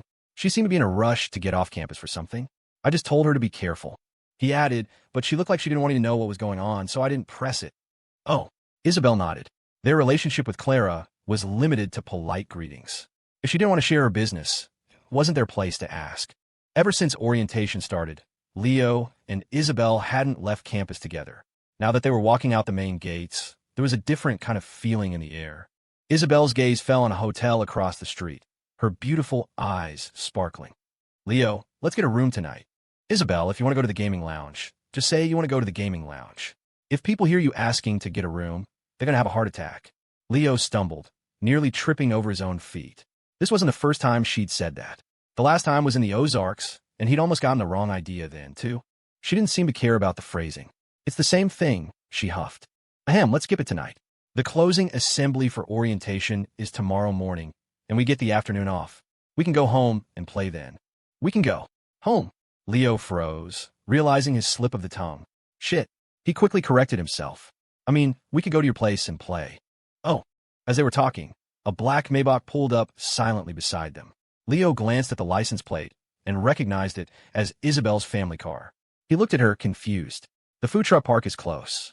You didn't need to have Lester drive us, did you? Isabelle looked just as puzzled. I didn't call him. Huh? Then why is he here? Under their confused stares, the Maybach's door opened. Lester got out, smiling, and retrieved a large bag from the passenger seat before walking over to them. Miss Isabelle, Mr. Yeager. Lester greeted them. Seeing their tan skin from a week in the sun, his face filled with concern. Oh my, look at you two, all tan from that training. If the school allowed it, I'd have sent Ron and Hugh to suffer through it for you. Leo's mouth twitched. Classic Lester, volunteering Ron and Hugh for the dirty work instead of himself. Lester, why are you here? Leo and I were just going to get some barbecue, Isabelle said, her nose crinkling slightly. Lester slapped his thigh, suddenly remembering his purpose. He quickly opened the bag he was holding. Miss Isabelle, you've been on campus all this time, with no chance to go home for proper meals. I was worried you weren't getting enough fresh fruit, so I took the liberty of buying some. I got a portion for Mr. Yeager, too. Leo peeked into the bag and saw several containers of pre-cut fresh fruit. He was surprised. He knew Isabelle hadn't asked for this. It was entirely Lester's own initiative. Even Isabelle's own father had never done something like this for her. In that moment, it seemed the family driver cared more for her well-being than her actual father did. A flicker of emotion crossed Isabelle's eyes, but she didn't take the fruit. Instead, she said in a pleased tone, Thank you, Lester, but Leo has been buying fresh fruit for me. Ah, well, look at me, an old man worrying for nothing. Lester paused, then looked at Leo, an unreadable emotion in his aging eyes. He was genuinely happy for his young miss. Mr. Yeager, thank you. It's truly wonderful that you're here by her side. Don't say that, Lester. Miss, I'll leave the fruit in the car for now. I'll wait here at the school gate for you. You can take it back to the dorm after you and Mr. Yeager are done with your food. Even if it's not as good as what Mr. Yeager buys, you can share it with your roommates. I've been so worried about how you'd get along with them, given your personality. But it seems after today, I don't have to worry anymore. With that, Lester gave Leo a deep, meaningful look. Well then, Miss Isabelle, Mr. Yeager, I won't disturb you any longer. He returned to the car. Leo and Isabelle exchanged a glance before heading towards the food truck park. Inside the car, Lester watched their retreating figures, walking side by side, and sighed with contentment. Miss, I finally understand why you've been so devoted to Mr. Yeager all these years. He smiled softly, and it's no wonder. He's worth it. The night market was a kaleidoscope of bright lights and bustling crowds. The air was thick with the fragrant smells of countless food stalls. Leo and Isabelle walked hand in hand through the lively scene, their figures bathed in the warm glow of the lights. Lester is really good to you, Leo said. His concern for you goes way beyond the job description. It's like he sees you as his own daughter. I know. My father never cares for me the way Lester does. He's a good person. Isabelle nodded, her expression a mix of happiness and sadness. It was a strange sort of tragedy, wasn't it? That a man with no blood relation cared for her more than her own father. As they approached a stall selling savory noodle bowls, Leo's gaze drifted, and his eyes suddenly went wide. He saw something unbelievable just a short distance away. What the hell? How are those two here together? Leo stared dumbfounded. There, standing in front of a takoyaki stall, were Kevin Xiong and Clara Shun, laughing and talking. Even Clara, who was usually painfully shy, had become quite talkative. As she spoke with Kevin, she would occasionally blush and shoot him a playful, scolding look. They were so absorbed in each other that they hadn't noticed Leo and Isabelle standing just a few yards away. Damn, Leo muttered in amazement. That big, dumb knucklehead works fast. They only just got each other's numbers, and now they're already on a one-on-one date. Isabelle followed his gaze and saw Kevin and Clara. But when she heard Leo's nickname for Kevin, she looked at him in confusion. Wait, isn't that my line? Why is Leo calling him that too? Could it be? Hearing her inner thoughts, Leo broke into a cold sweat. Crap, I said it out loud. He glanced nervously at Isabelle. She was looking at him with a puzzled expression that slowly morphed into dawning realization, then utter shock. Leo's heart sank. Is she about to figure out? I can hear her thoughts. Isabelle's eyebrows shot up, her thoughts once again ringing clear in Leo's head. Could it be? Is this a psychic connection between us? Leo's spirit soared. Phew. Okay, crisis averted. Having reached this conclusion, Isabelle's mood visibly brightened. You just said Clara was rushing off campus, didn't you? She said cheerfully. It turns out she was meeting Kevin. Yeah, that explains why she was acting so secretive. Leo nodded, but then a hint of dissatisfaction crept into his voice. Still, that kid is turning into a real dog. It's his first time coming over to the CPI side of town, and he looks for Clara before he looks for me. Kevin's totally whipped, Isabelle declared. Hearing that, Leo's mouth twitched. Takes one to know one. Let's keep it down so they don't see us, Leo whispered. We can follow them from a distance, see how far things have progressed. TSK, I don't know why, but I kind of feel like a proud father watching his son grow up. Once they had their noodle bowls, they deliberately moved farther away, maintaining a safe distance from Kevin and Clara. Looks like they're heading for that greasy barbecue food truck. Okay, we'll eat at the one next to it. Let's find a spot in the corner where they can't see us. Leo, do you do this kind of thing often? Stalking people? Sure, it's not stalking. It's relationship science. What do science and stalking have to do with each other? Quiet, Leo whispered, guiding her to a table at the adjacent barbecue stand, his eyes fixed on Kevin and Clara. I mean shipping, as in shipping them as a couple. He was so focused that he didn't notice the delighted expression that spread across Isabelle's face once she understood what he meant. A shipping scientist? Then that knucklehead is a subject for my and Leo's research. Brian White is a shipping scientist. Lester is our shipping scientist too. Go on, eat up. They'll be there for a while, Leo said, pushing the plate of freshly grilled skewers toward Isabelle. Okay, I also want some shrimp. Got it. Leo's attention was still glued to Kevin and Clara. Hearing Isabelle's request, he instinctively grabbed a few spicy peel-and-eat shrimp from the plate and started shelling them for her. Isabelle's eyes narrowed. She decided to test him again. Leo, I'm thirsty. Got it. His eyes didn't move from Kevin, but his hand shot out, grabbed a bottle of orange soda, popped the cap, and handed it to her without a single backward glance. Realizing she was onto something, Isabelle felt like a whole new world had opened up. Leo, I want a grilled cilantro skewer. Got it. Leo, I want another sip of soda. Got it. Leo, I want a kiss. Got it. Wait.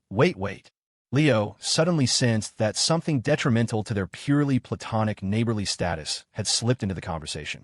He whipped his head around. What did you just say? You want what? I said I want to eat the grilled meat, Isabelle replied, a faint smile playing on her lips, not a hint of guilt in her eyes. No, I thought I heard you say something else. You heard wrong. Really? You're not messing with me? Leo asked, still skeptical. Isabelle lifted her chin, her expression cool and distant.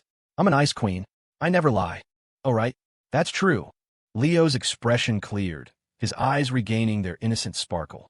Isabelle lowered her head and started eating the shrimp Leo had peeled for her, her lips turning red from the spice, her eyes growing more joyful with every bite. Meanwhile, Leo pulled out his phone and started texting Kevin. You dog, what are you up to? Haven't heard from you since you got Claire's number. Don't tell me you've fallen in love already. Nonsense. My orientation started the day after, and it just ended today. I'm out getting barbecue with my roommate. What's up? Nothing, just checking in. But what do you mean by roommate? Roommate means roommate. What else could it mean? You know, someone you can sleep in the same room with, maybe even share a bed with. That's a roommate. I see. Well, I won't disturb you in your bed-sharing roommate's barbecue then. Leo squinted at Kevin's message, then looked across the way. He could see Kevin sitting across from Clara, typing furiously on his phone, lying through his teeth without a change in expression. Leo scoffed. The kid is learning how to lie to his old man. He put his phone away and turned to Isabelle. You finish up. I'm going to go say hi to Kevin and Clara. Okay. Isabelle was happily eating and just nodded. Leo stood up and walked toward Kevin's table. Because Kevin's back was to him, it was Clara who saw him first. Her face froze, then turned a deep shade of red in an instant. She still had food in her cheeks, making them bulge as she stammered. Oh, Leo. Kevin was busy slurping down a plate of fried noodles and didn't notice the change in Clara's expression. Hearing Leo's name, he just chuckled. Don't worry, Clara. There's no way we'd run into Leo here. He's definitely with the campus queen somewhere. He added, though if Leo knew I came to CPI side of town and met up with you before him, he'd probably give me endless crap for it. Leo snorted, pulled out the stool next to Kevin, and sat down firmly. Is that so? Well then, let the crap-giving commence. Kevin's head shot up. Seeing Leo, the very person he had just been texting, sitting next to him, his jaw dropped. A stray noodle that had been hanging from his mouth fell to the ground with a soft splat. He stared at Leo, his brain completely short-circuiting. He was convinced he was having a second dream tonight. The first dream was that, egged on by his new roommates, he'd finally worked up the courage to ask out Clara, whom he'd been texting for nearly 2 weeks. And she had agreed without hesitation. When he saw her reply, okay, see you tonight, he thought he was dreaming. This Leo appearing out of thin air had to be the second one. Seeing Kevin frozen in place, Leo waved a hand in front of his face. Hello. Earth to Kevin. Anybody in there? He leaned closer. Cat got your tongue? Kevin finally snapped out of it, his eyes widening even further as he stammered. Leo, what are you doing here? You're supposed to be. He trailed off, suddenly realizing he had no idea where Leo was supposed to be. Leo had only asked what he was doing, not where he was. Leo couldn't help but laugh at his friend's panicked expression. What's the big deal? This is the food truck park next to my school. If you, a guy from Cust, can be here, why can't I? Right. Look, Leo, let me explain. It's not what you think with me and Clara. We're just, Kevin had finally recovered from his initial shock, and now a deep blush spread across his dark skin, making him look like a red-faced gorilla. Beside him, Clara had managed to swallow her food. She sat with her hands clasped in her lap, her face so crimson she couldn't even look up at Leo. Kevin stammered for another moment, but failed to produce a coherent sentence. All right, relax. I didn't say anything. Leo waved a dismissive hand. You're acting like I stepped on your tail. He then turned to Clara with a playfully mournful tone. Clara, why didn't you just tell me the truth back at the dorm? You were just coming to see Kevin. It's not like it's some shameful secret. Sorry, Leo. I was going to tell you, but it just felt weird, Clara said, flustered. What's weird about it? Anyway, Kevin, Leo said, changing the subject, I haven't had a chance to ask. How are your roommates? No major issues, I hope. Grateful for the easier topic, Kevin visibly relaxed. I heard from Clara that you guys at CPI have 4-person dorms. We're in 6-person rooms at Cust, so the odds of getting a jerk are a little higher. He puffed out his chest with a hint of pride. Well, I got there on move-in day, for guys were already there. We all hit it off pretty well, everyone's super chill. But the last guy to show up was a total douche. Complained about everything, acted like a big shot with nothing to back it up, and demanded the bed by the window. The guy who'd already set his stuff up there wouldn't move, so the new guy just started cussing him out. It got really awkward. The rest of us told him to cool it, and he turned on us, started insulting everyone. You know me, I'm all about action, not words. So I gave him a little memory restoration therapy. After that, he suddenly remembered his place and shut up real quick. Leo grinned. Sounded like Kevin's roommate was the hostile version of Rex. Rex loved to show off, but he was all talk and never personally attacked them. Annoying, but also kind of endearing. This guy just sounded like he was asking for a punch. Leo, do you want to eat with us? Clara, having composed herself, offered. Leo waved her off. No, if I sat here, a certain someone would probably hate my guts for the rest of the night. You guys enjoy. Bye. He stood up to head back to Isabelle's table, but then a thought struck him. He turned back to Kevin. Hey, make sure you walk Clara all the way back to her dorm lobby when you're done. It's late. It's not safe for her to go back alone. A lot of the street lights on campus are broken, and it can be pretty spooky walking to the girls' dorms by yourself at this hour. I know that. Kevin's face flushed as he craned his neck to retort. In reality, if Leo hadn't said anything, Kevin would have just walked her to the CPI main gate. In his mind, walking a girl all the way to her dorm was something only a boyfriend would do. Right now, he and Clara were just friends. Doing that felt like crossing a line. But with Leo's words, he now had a perfectly valid excuse. Seeing Leo about to leave, Kevin slapped his forehead. All right, Leo, what are you doing at the food truck park by yourself? Leo froze mid-stride, a bead of sweat trickling down his neck. Crap. He'd been so focused on messing with Kevin that he hadn't prepared for a counter-question. The thought of Kevin and Clara finding out he was out this late alone with Isabelle, it would definitely tarnish their purely platonic image. He put on a look of calm authority. That's Godfather business. You don't need to know. After leaving Kevin and Clara, Leo deliberately walked in the opposite direction of Isabelle's table, terrified of being seen with her. In the beginning, he'd always been completely confident when he declared that he and Isabelle were just purely platonic good neighbors. But somewhere along the line, he'd started to feel more and more guilty saying it. Even he didn't quite believe they were purely platonic anymore. After all, what kind of platonic opposite-sex neighbors shared milk tea from the same straw? He took a wide, looping path before sneaking back to his seat beside Isabelle. By now, she had finished eating and was sitting primly, waiting for him. All full. MHM. All right, let's pack it up and head back. We got the final orientation assembly tomorrow morning. If we're late, the instructor will have our heads. Leo quickly finished the remaining skewers on the table, paid the bill, and led Isabelle away. It wasn't that he was actually afraid of being yelled at. It was the last day. A few harsh words wouldn't kill him. The real reason was that when he'd been over at Kevin's table, he noticed they were also nearly done eating. If he was walking Isabelle back to her dorm and happened to run into Kevin walking Clara back, it would be catastrophically awkward. Just as I thought, Lester's still waiting for you at the gate. Go get the fruit, don't let his kindness go to waste. Okay. Isabelle nodded softly. Together, they went and retrieved the containers of fresh-cut fruit from Lester. On the walk back to her dorm, Leo asked casually, by the way, I've never known, how much does your family pay Lester per month? Isabelle pursed her lips in thought. It's not fixed. His salary is a base plus bonuses. What? A driver gets bonuses? His base salary is $8,000 a month. But a few months ago, his bonuses started exceeding his base pay. Leo's eyes widened. Was being a driver for a rich family that lucrative? Especially for Isabelle, who rarely needed him to do anything besides be on call. He couldn't believe the base pay was already that high, let alone the bonuses. So, were the requirements for his bonus? This time, however, Isabelle didn't satisfy Leo's curiosity. She lifted her chin and replied in a cool, aloof tone, that's a family secret. Oh, all right, fine. Seeing that he had dropped it, Isabelle looked ahead, a private smile on her lips. She would never tell Leo that there were no explicit requirements for Lester's bonus. It was mainly because a few months ago, Lester had gone above and beyond, even helping her deceive her father to rent apartment 1003 across from Leo's. He would address Leo as Mr. Yeager, cooperate with her to create opportunities for them to be alone, and Isabelle's eyes flickered down to the bag of fruit Leo was carrying. Yes. Now, Lester even buys a portion for Leo whenever he buys things for me. It looked like Lester's bonus was going to be even bigger this month. When Isabelle returned to her dorm carrying the bag of fruit, she found the normally open door was closed. Surprised, she knocked. Knock, knock, knock. Who is it? Me. Oh, it's Isabelle. Haley, go get the door. No way. I'm not wearing anything. Zoe, you go. I'm not wearing anything either. A flurry of movement came from inside. Isabelle realized they must be changing clothes. After waiting a few seconds, the door opened a crack, and Haley Xia's head poked out, her eyes comically cautious. After confirming it was only Isabelle, she quickly pulled her inside and shut the door again. Once inside, Isabelle saw that she had been right. Zoe, Haley, and Jessie were all in various states of undress. I brought some fresh-cut fruit. Do you want some?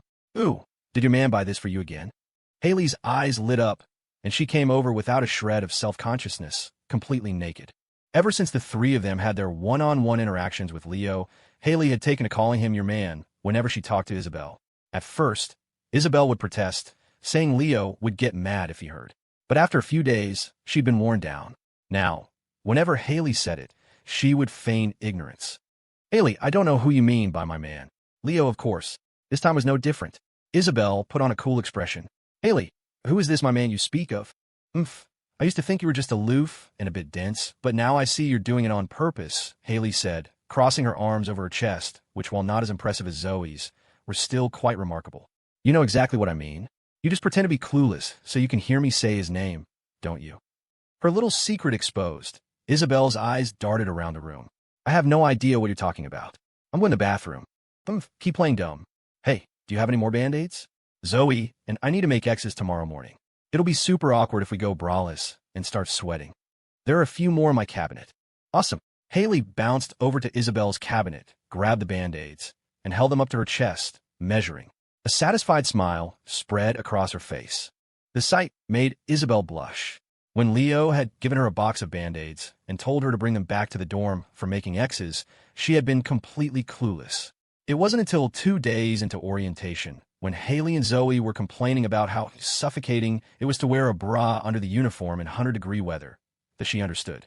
Haley had declared she was going braless, but after trying on just the uniform, she found the coarse fabric painfully chafing. That's when her eyes had landed on the box of Band-Aids on Isabelle's desk. She had grabbed a couple and stuck them on her chest in the shape of an X. In that moment, a jolt went through Isabelle. She finally understood what Leo had meant by making X's. If I do it too, I'll send you a picture. The memory of her own words flashed through her mind, and a blush crept from her cheeks to her earlobes, even tinting her neck a pale pink. A moment later, Haley sidled up to her. Isabelle, you're only a little smaller than Zoe. You want to make X's too? I think I'll pass, Isabelle stammered. She pouted, her eyes filled with a wistful sorrow. If I do it, I have to show Leo. After walking Isabelle back, Leo headed towards the men's dorm. Passing the small patch of woods by the girls' dormitories, he saw several shameless couples making out in the shadows. He couldn't help but scoff under his breath. Why can't everyone just be good, platonic neighbors like us? People claim they fall in love for spiritual reasons, but let's be real, they're just after each other's bodies. Pathetic. Love is the world's biggest scam. Leo.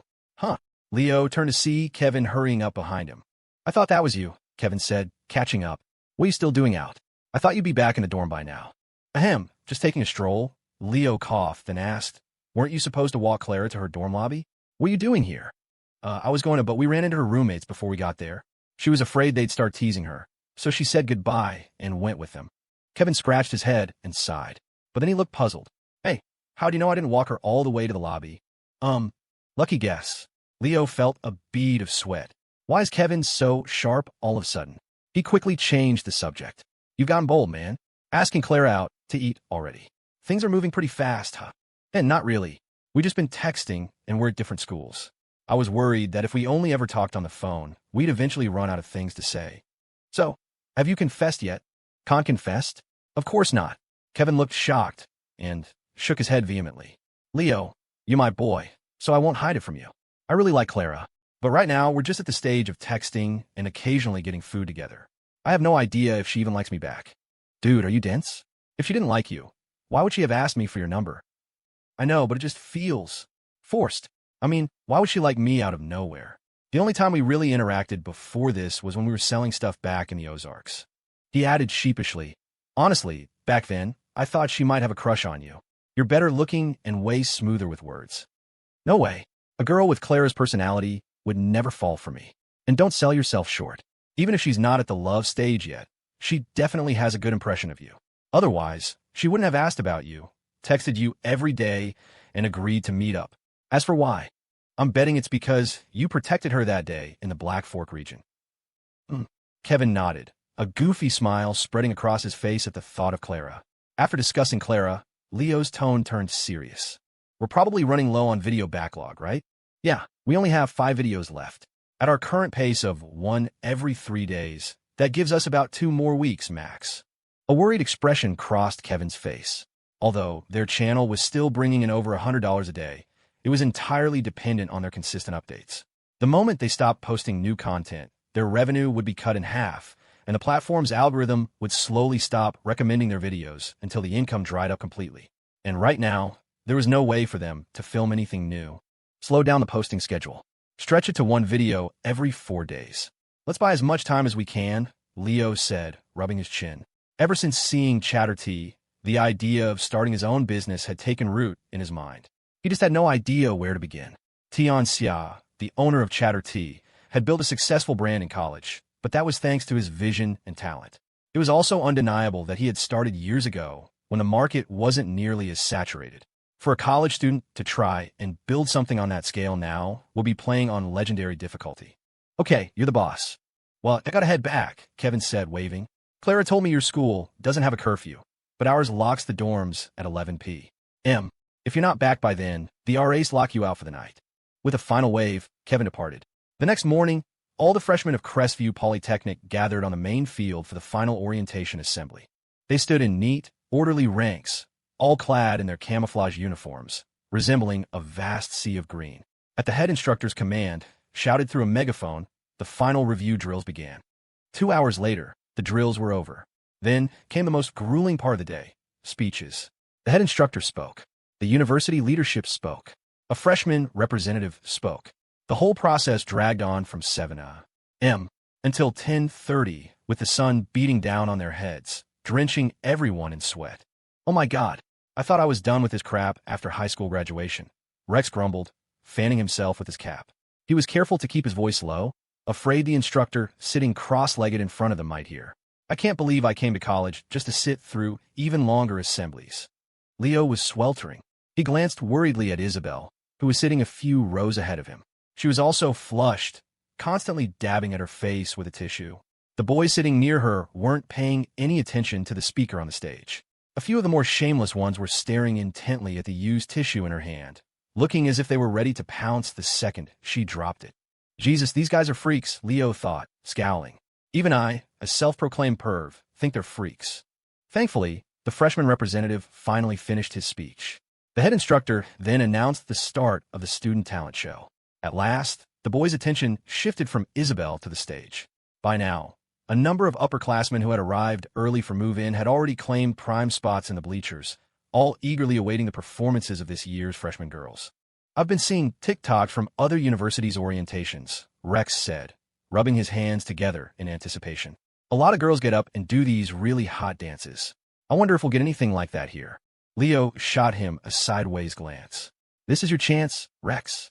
Why don't you go up there and give us an impromptu performance?" "Me? No thanks. I prefer to keep a low profile. These big, attention-grabbing events aren't really my thing." Ned snorted. "Come on, Rex. We all know you love showing off more than anyone." "Damn it, Ned. Do you have to be so blunt? You're hurting my feelings." As they were bickering, a brave male student had already walked onto the stage. He cleared his throat. Just as the crowd expected him to sing some pop song, he suddenly launched into a passionate, full-throated rendition of Lee Greenwood's God Bless the U.S. And I'm proud to be an American, where at least I know I'm free. His powerful voice echoed across the field. The freshmen below looked at each other, their faces a mixture of confusion and disbelief. Holy crap! After a moment of stunned silence, the crowd erupted into laughter. While the boys sang with genuine heart, in a college setting like this, any deviation from the norm, right or wrong, was grounds for ridicule. In their eyes, he was an oddball. "Ha ha ha, this guy's got guts. I thought he was going to sing a love song or something, but he went full patriot. He's actually a good singer, but it's so random. Dude's a legend. Guess there's no one he's trying to impress at this school." Did this guy think 2 weeks of orientation was basic training? Is he having a coming home from deployment moment? Cringe. My entire body just turned red, white, and blue. Everyone was whispering and laughing, commenting on the boy on stage. Many girls covered their mouths to stifle their giggles, whispering to their friends, "There's your husband." "No, he's your husband. He's yours, he's yours." Leo and his friends watched the scene unfold, a wave of secondhand embarrassment washing over them. Rex shuddered and muttered, "See, guys? This is what happens when you get on stage with no material. If you pull it off, you secure your dating prospects for the next 4 years. If you don't, you become the joke everyone tells for the next 4 years." He shook his head. "You just watch. Tonight, the school's subreddit and meme pages are going to be all about this guy. If that were me, I'd probably drop out tonight." Hearing that, even Leo felt a chill. It seemed Rex, for once, had a very clear grasp of the situation. When the boy finished his song, despite the laughter, the crowd gave him a thunderous round of applause for his courage and for the song itself. Immediately after, someone else went up. Thankfully, this time it was just a few normal pop songs with a backing track. With the ice broken, the girls started to come forward. Just as Rex had hoped, several went up to dance, their moves impressively sultry. Just then, the instructor for Leo's company clapped his hands and turned around. "Anyone from Company 9 want to perform?" Sir, Rex Gow from our..." Ned started to raise his hand. Before he could finish, Rex, hearing the first 2 words of his name, went pale. With the reflexes of a cornered animal, he lunged forward and clamped a hand over Ned's mouth. "Holy, Ned, you're my brother. No, you're my father. Please, for the love of God, shut up. If you make me go up there, I swear I will die on that stage today." The instructor glanced at them, but ignored Ned. He saw this kind of prank every year. I need volunteers, people. Otherwise, you're just going up there to be a clown. Anyone want to perform? If you go up, I'll put your name in for the Outstanding Cadet Award. Sure enough, that did the trick. No one had been particularly eager to go up into the hot sun and risk embarrassing themselves, but the mention of an award changed everything. Suddenly, hands shot up all over the company. It made Leo wonder if the first guy, the patriotic singer, had been promised the same thing by his instructor. If so, Leo could only imagine his inner monologue on stage. Student. I don't know, man. They said it came with extra credit. Zoe, you know how to dance, right? You should go up. You could get the Outstanding Cadet Award. That's extra points on your transcript. Yeah, go for it, Zoe. Who knows? You might come back down with a boyfriend. Leo's attention was fixed on Isabelle, so he overheard the conversation between her and her roommates. It seemed Zoe Chong was a dancer, and Haley and Jesse were trying to convince her to perform. Zoe looked hesitant. She wasn't shy, exactly, but performing in front of so many people was daunting. I don't know. There's so many people. I'm afraid I'll mess up. Don't worry. Me, Jesse, and Isabelle will all be here cheering for you. You won't mess up. Trust yourself. But, no buts, Haley interrupted. Isabelle, do you want to see Zoe dance? MHM. Seeing how excited Haley and Jesse were, Isabelle hesitated for a moment before nodding in agreement. Seeing that even Isabelle had sided with them, Zoe pouted, then finally raised her hand and called out to the instructor. Sir, I can dance. I like to try. Oh, excellent. What's your name? What music do you need? Zoe thought for a moment. So hot. My English isn't great. Can you spell it out for me? S-O. The instructor nodded as she spelled it, then tapped out a message on his phone, presumably to the person in charge of the music. Okay, you can get ready to go on. There are 2 acts before you. Haley and the others gave Zoe a final round of encouragement and watched as she made her way toward the stage. The instructor turned back to the rest of the company. TSK, are the guys in Company 9 really going to be shown up by a girl? Look at you cowards. This is a great chance to show off, and you're all just sitting here. Do it right, and you could walk away with a girlfriend. Yeah, easy for you to say. Why don't you go up there? Rex muttered under his breath.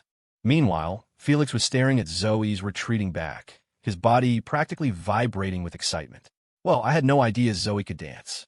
Hell yeah, she's really bringing the big guns on stage, huh? Question mark. Leo paused, then immediately understood what Felix meant by big guns. Soon it was Zoe's turn. She was already quite pretty, and her appearance on stage drew a wave of cheers from the freshmen. Perhaps feeling restricted by the uniform, she shrugged off the camo jacket. Underneath, she was wearing a simple white tank top. Holy, WWWWO. They're huge. What's her name? I need all her information within the minute. I can't believe we get this kind of treat after orientation. In her white tank top, Zoe's impressive figure was on full display. The crowd below went wild, pushing forward to get a better look.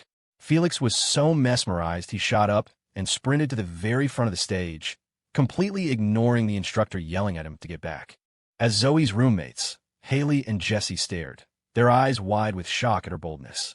After a moment, Haley said in a low voice, Zoe told me last night she was going to use Band-Aids with me today, but she secretly wore a tank top underneath her uniform. Oomph. She must have been planning to perform all along, and she still pretended to be all hesitant. What a schemer. She's so big. I'm so jealous, Jesse said, gazing at Zoe with undisguised envy. The bus size ranking in their dorm was clear. Zoe, Isabelle, Haley, Jesse. To be fair, Jesse was only last because there were only 4 of them. If there were more roommates, she'd be even further down the list. After all, her tiny A-cups were practically a joke. Even Leo was stunned by Zoe's frankly incredible physique. His mouth hung, slightly open, his gaze fixed on the stage. Leo, are they big? Big. Are they nice? Very nice. So, who's prettier, Zoe or me? Question mark. The question snapped Leo back to reality. He whipped his head around to find Isabelle standing right behind him. She must have snuck over while everyone else was distracted by the performance. She was squinting at him, her beautiful eyes narrowed in scrutiny. Oh, Leo, you're such a bad person. You were totally staring at her chest. And Zoe's a bad person, too. Hearing Isabelle's thoughts, Leo forced a laugh. To convince her, he said with utmost sincerity, You, of course. I was just appreciating Zoe's dancing talent.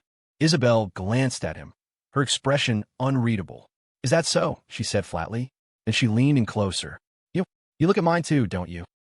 Leo's face fell. It's over. It's all over. After the talent show ended, the head instructor finally announced that orientation was officially over. The instructors would all be leaving on a bus back to their base. As they prepared to depart, the more handsome instructors were swarmed by girls from their companies asking for their contact information. In recent years, there had been a number of scandals involving female students starting relationships with their orientation instructors, so the head instructor had given a strict order forbidding them from exchanging contact info with any students. "Sorry, I can't. Please, let me go. I'd like to keep my job," the instructors pleaded, smiling apologetically as they fended off the requests. Rex watched with envy. "Damn, I had no idea being an instructor came with these kinds of perks. I've never experienced that." Afterward, the four guys from room 415 went to the dining hall for lunch. Then they all went back, showered, and planned to take a long, deep nap, the kind that lasts until evening. They had been so exhausted during orientation that they never got enough sleep. Only Leo changed into fresh clothes, looking like he was about to go out. Rex poked his head over the side of his bunk. "Leo, you're not sleeping? You guys go ahead. I've got something to take care of." "What is it?" "Just going to promote some purely platonic neighborly friendship." Leo went to the girls' dorm to pick up Isabelle and found her standing outside with Zoe, Haley, and Jesse. All three of her roommates had done their makeup to the nines, and Haley and Zoe had changed into cute dresses. When Haley saw Leo, she grinned. Well, if it isn't Isabelle's dear neighbor. Our dorm was planning to go to the mall this afternoon, but Isabelle insisted she already had plans with you. Wouldn't come with us for anything." Zoe and Jesse chimed in. "That's right. You got quite the charm, Leo." "Ahem, I do all right," Leo said, rubbing his nose, feeling a bit awkward. He hadn't realized Isabelle's roommates had made plans. If he'd known, he would have told her to go with them. "All right, well, take care of our Isabelle. We're heading out." "Okay." After Isabelle's roommates had left, Leo asked her. They were all going shopping. "Why didn't you go with them?" "I promised I'd go home and play games with you." "We can play games anytime. A lot of girls are probably going out with their roommates this afternoon. Besides, don't you like shopping more than video games?" Isabelle's eyes sparkled as she sniffed. "I'm not like other girls. I like playing games. Because I'm playing with you." Leo's expression changed instantly. "All right, let's play." When they left the campus gates, Leo instinctively looked around for the black Maybach, expecting Lester to be waiting for them. But after a full scan, the car was nowhere to be seen. "Huh? Didn't you tell Lester we were heading back to the Maplewood?" "I did. That's weird. He's usually here waiting for you. Why is he late today?" Isabelle shook her head, her expression blank. "Lester said he got a call," she said, her voice devoid of emotion. "My stepmother is coming to Crestview. Her flight landed half an hour ago, so he went to pick her up." Leo's expression shifted. A strange sense of pressure settled over him. He knew Isabelle was not fond of her stepmother. After all these years, she still hadn't truly accepted her. He thought for a moment, "But isn't Lester your personal driver? Technically, he should have come and get you first. Your dad must have arranged another driver for her, right? She rarely comes to Crestview, so she doesn't have her own driver here. And this time, she came alone. I was supposed to pick her up myself." At that, Leo stopped asking questions. Isabelle already disliked her stepmother, and she had essentially blown her off to play games with him, sending Lester instead. From the stepmother's perspective, it would surely feel like a sign of disrespect. But, so what? Leo was well aware of how Isabelle's stepmother usually treated her. "All right, we'll get back on our own then. I'll call an Uber Black." He pulled out his phone to open the app. But Isabelle stopped him, a look of eager curiosity in her cool eyes. "Let's take the subway. We'd have to transfer lines. It'll be a bit of a hassle." "It's okay. I've never been on the subway before. I want to try it." "Huh?" Leo was stunned. He couldn't believe she'd never taken the subway. But then he thought about it. She'd grown up in such a privileged environment, with nannies and drivers her whole life. Even when she traveled, Lester was always with her. It made sense she'd never had the opportunity. "All right then. Your good neighbor will give you the grand subway tour today," he said with a grin. "A little rich girl like you has probably never been on a multi-billion-dollar ride like this." Leo led her to the nearest subway station and showed her how to set up a transit pass on her phone. They passed through security and scanned their phones to enter. Isabelle looked around like a curious child, taking in all the details of the station. She was so stunning that many people turned to stare. Leo instinctively puffed out his chest and stood a little closer to her, as if to say, "Keep looking, she's with me." Isabelle was used to the stares. She just stayed close to Leo and whispered, "There are so many people here, Leo. This is nothing. You should see it during rush hour. The lines can stretch all the way out of the station." "Oh," Isabelle nodded, then took hold of the corner of his shirt. "Then keep an eye on me. Don't lose me. Don't lose me." The words made Leo freeze. A fleeting image flashed through his mind, a ghost of a memory that vanished before he could grasp it. That phrase. Where have I heard that before? He thought to himself. It wasn't the first time this had happened, this feeling of a forgotten memory just out of reach. The last time, he had also been with Isabelle. Just then, the train pulled into the station with a soft hiss, and the door slid open. Leo shook himself out of his reverie and smiled at Isabelle. "Don't worry," he said. "I won't lose you." The girl nodded and tightened her grip on the boy's sleeve. This time, she would hold him to that promise. The subway car rattled along the tracks. It wasn't rush hour, but this was Crestview, a city that never fully slept, especially in the afternoon. Tourists and locals mingled, leaving only one empty seat. Leo guided Isabelle into it without a word.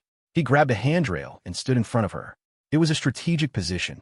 She was wearing a scoop neck top, and if he wasn't standing there, anyone looking down from the right angle would get an eyeful.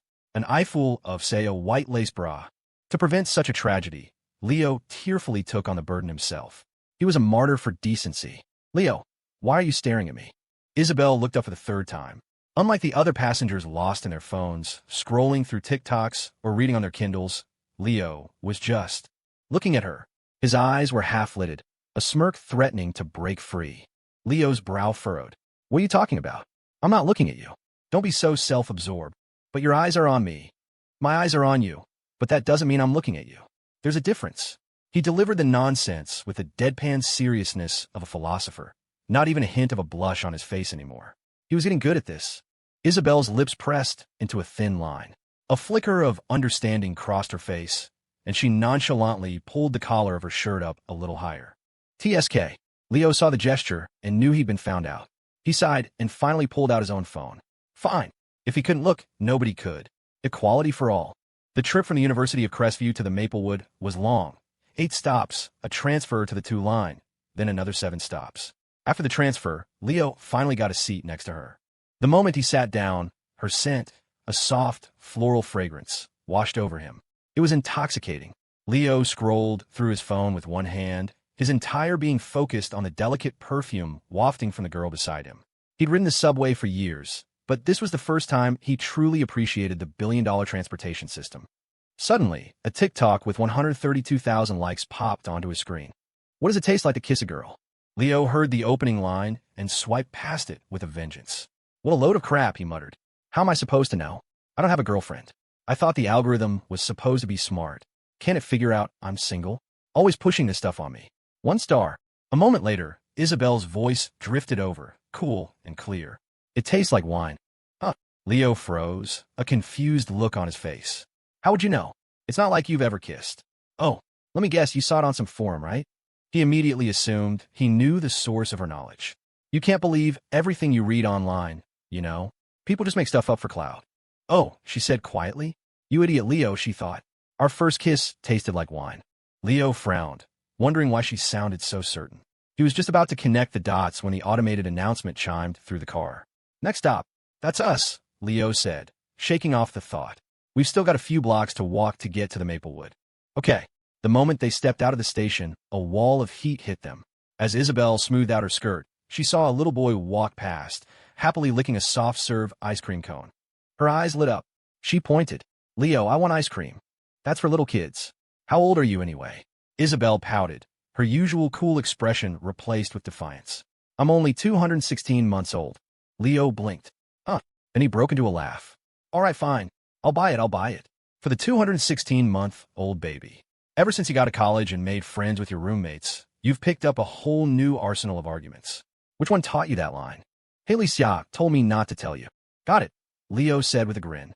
"I promise I won't let Haley know that you told me. She's the one who taught you." He told Isabelle to wait under the shade of a tree, then jogged across the street to a small ice cream shop. She watched him go, a strange, wistful feeling settling over her. After her mother died, no one had ever bought her ice cream. The only time she'd even come close was one summer day in 3rd grade. Her father had come back from the office early and had Lester pick him up so they could get her from school together. Seeing him at the school gate had been a rare, thrilling surprise.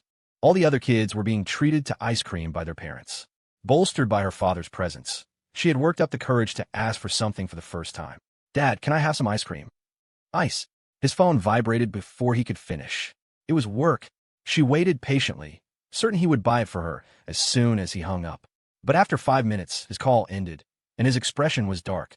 A project had gone wrong. He hung up, rubbed his temples, and then ruffled her hair. "Let's go, Lester," he'd said. "We've got Isabelle. Time to head home."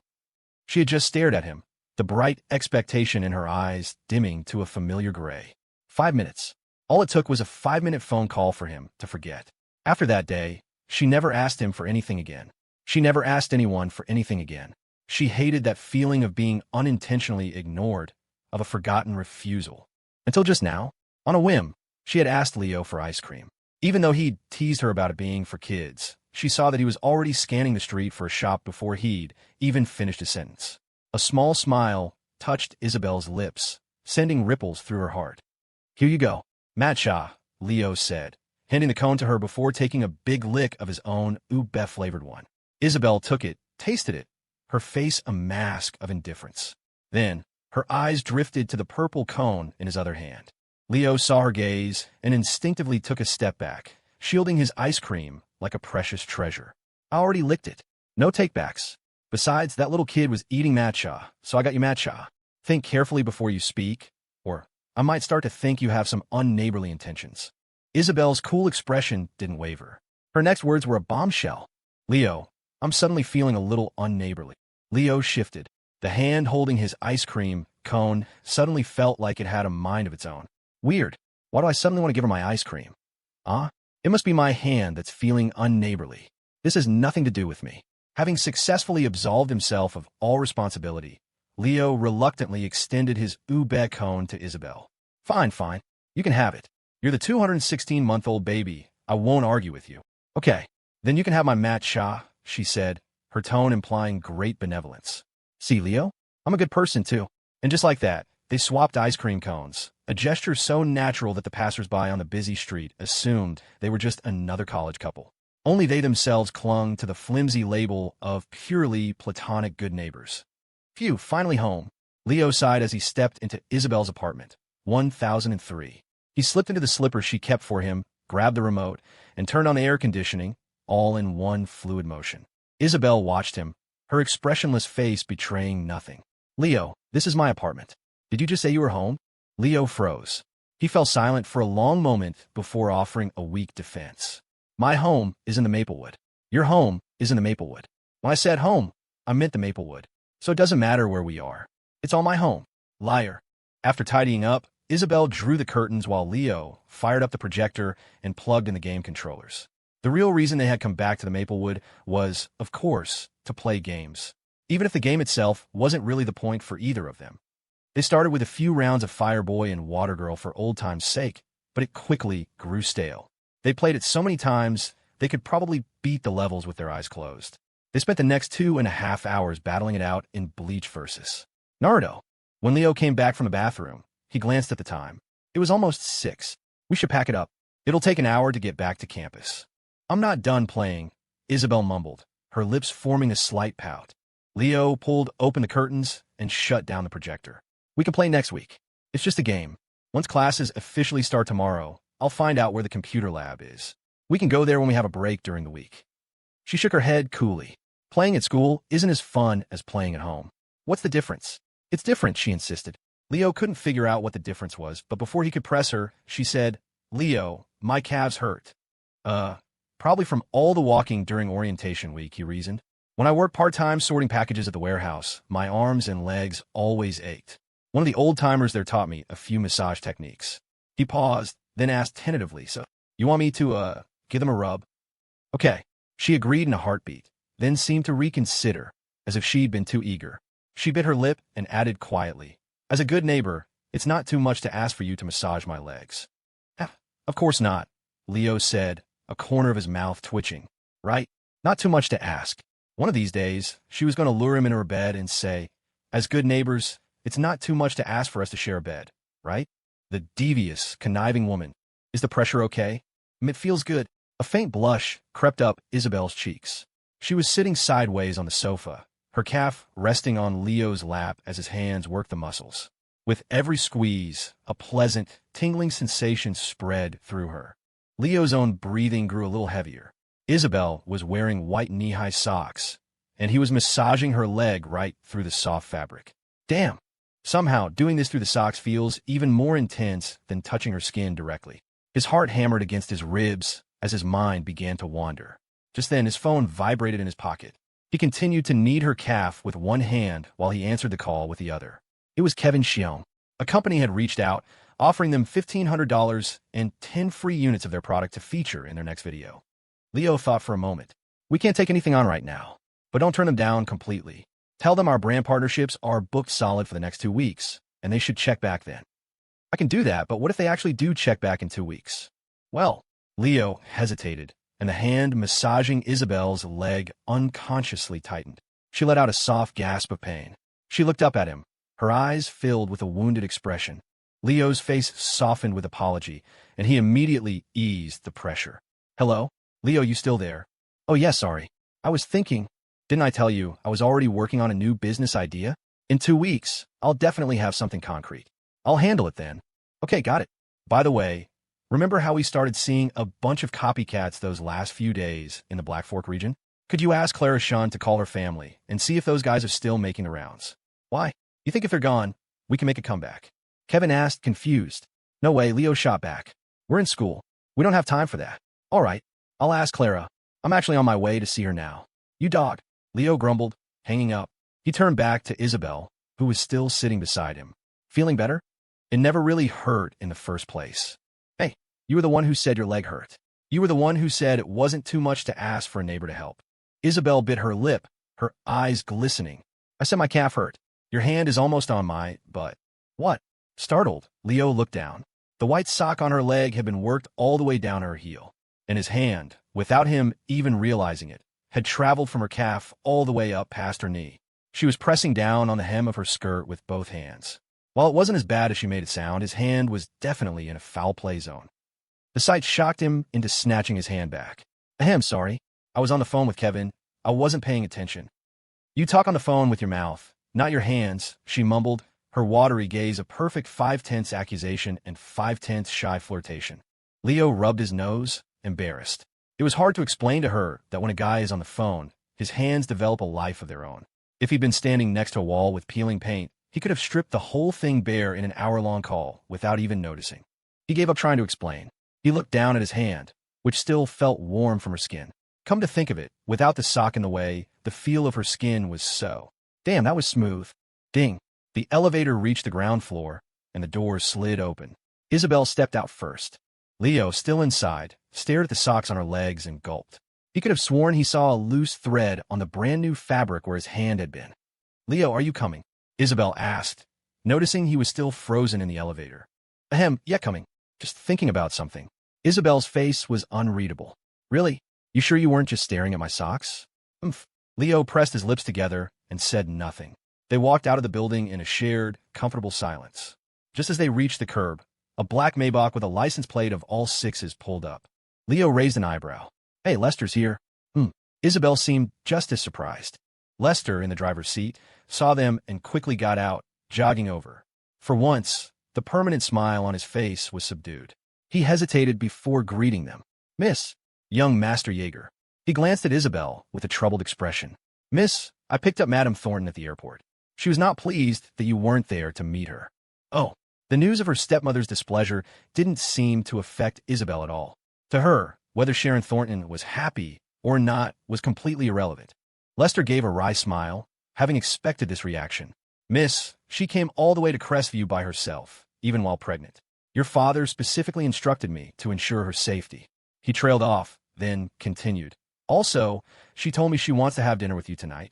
Just the two of you. I need to take you there now. At the mention of dinner, Isabelle's expression finally soured. Her brow furrowed, and she shook her head. I'm not going. But miss, she's already chosen the restaurant. Your father knows about this. So what? She's not my mother. She anticipated you might refuse. She told me before she came that if you didn't go, she would find a place to stay near the university and visit you on campus from time to time. That finally silenced Isabelle. Her eyes turned cold as she considered her options. At last, she said, take Leo back to campus first. Miss, I'm afraid there isn't time. Leo, who had been listening to the whole exchange, quickly waved his hands. It's fine. You go see your stepmom. I can get back on my own. But Isabelle started, but couldn't find the words. Lester stepped in. Don't worry, miss. I've already called Ron. He'll be here shortly to drive young Master Jaeger back to campus. She hesitated, then finally relented. After Lester drove away with Isabelle, Leo stood on the curb, a feeling he'd never experienced before bubbling up inside him. An urgent, desperate need to build something of his own. A few minutes later, a Mercedes E-Class pulled up. Ron, dressed in a black suit and sunglasses, stepped out. Young Master Jaeger. Hey, thanks for this, Ron. It's my duty, sir. Please just call me Ron. His voice was a deep, steady baritone, like one of those stone-faced agents from Men in Black. He held the door open for Leo. Unlike the chatty Lester, Ron was silent. The ride was so quiet it felt strange. It was at least an hour's drive back to campus, and out of sheer boredom, Leo decided to break the ice. So, Ron, what's your boss's second wife like? My apologies, young Master Jaeger, but I am not at liberty to discuss Madame Thorne. Come on, it's just us here. I don't work for the family. What you say stays with me. No one else will ever know. Ron remained silent, his hands firm on the wheel, clearly unwilling to talk about Isabelle's stepmother. Leo was sure that if Lester were driving, he would have gotten the full story. But he was determined to learn more about Isabelle's world. After a moment of thought, he decided to resort to some less than honorable tactics. Look, Ron, if you're going to be like that, I'll just have to tell your miss that you refuse to cooperate with me. He let the threat hang in the air. You know how she is? Cold, unapproachable. She doesn't even give her own stepmother the time of day, let alone you. So, you probably don't want her to find out you blew me off, do you? Behind his sunglasses, Ron's eyes widened slightly. The mention of his miss made his stomach clench. It wasn't that he was afraid of what Isabelle would do to him, but he remembered something Lester always said. Ron, Hugh, the three of us are the Mrs. Inner Circle. Besides her father, she's more important to us than anyone, even the second madam. Right now, her world revolves around young Master Jaeger. She cares more about him than she does herself most of the time. You two might not interact with him much, but if you do, you need to understand his position. Remembering that, Ron caved. Very well, young Master Jaeger, he said in his low voice. But you should know, Hugh and I have only been responsible for the Mrs. Safety since we joined the family. We rarely interact with Madame Thornton. Even when we go to New York, she has her own people. Leo nodded. I figure as much. Just tell me what you know. Relieved that Leo wasn't pushing too hard, Ron took a breath to compose his thoughts. Madame Thornton is a decisive woman. After she married the master, she quickly helped him secure several major deals he had been unable to close on his own. To us, she's a formidable figure. Her business acumen seems to be on par with the master's. He paused. As for how she treats us, the staff, she's a professional. The master is very busy. So many of the Miss's affairs are actually decided by Madame Thornton. Since it's all sanctioned by the master, the Miss often has to go along with things even when she doesn't want to.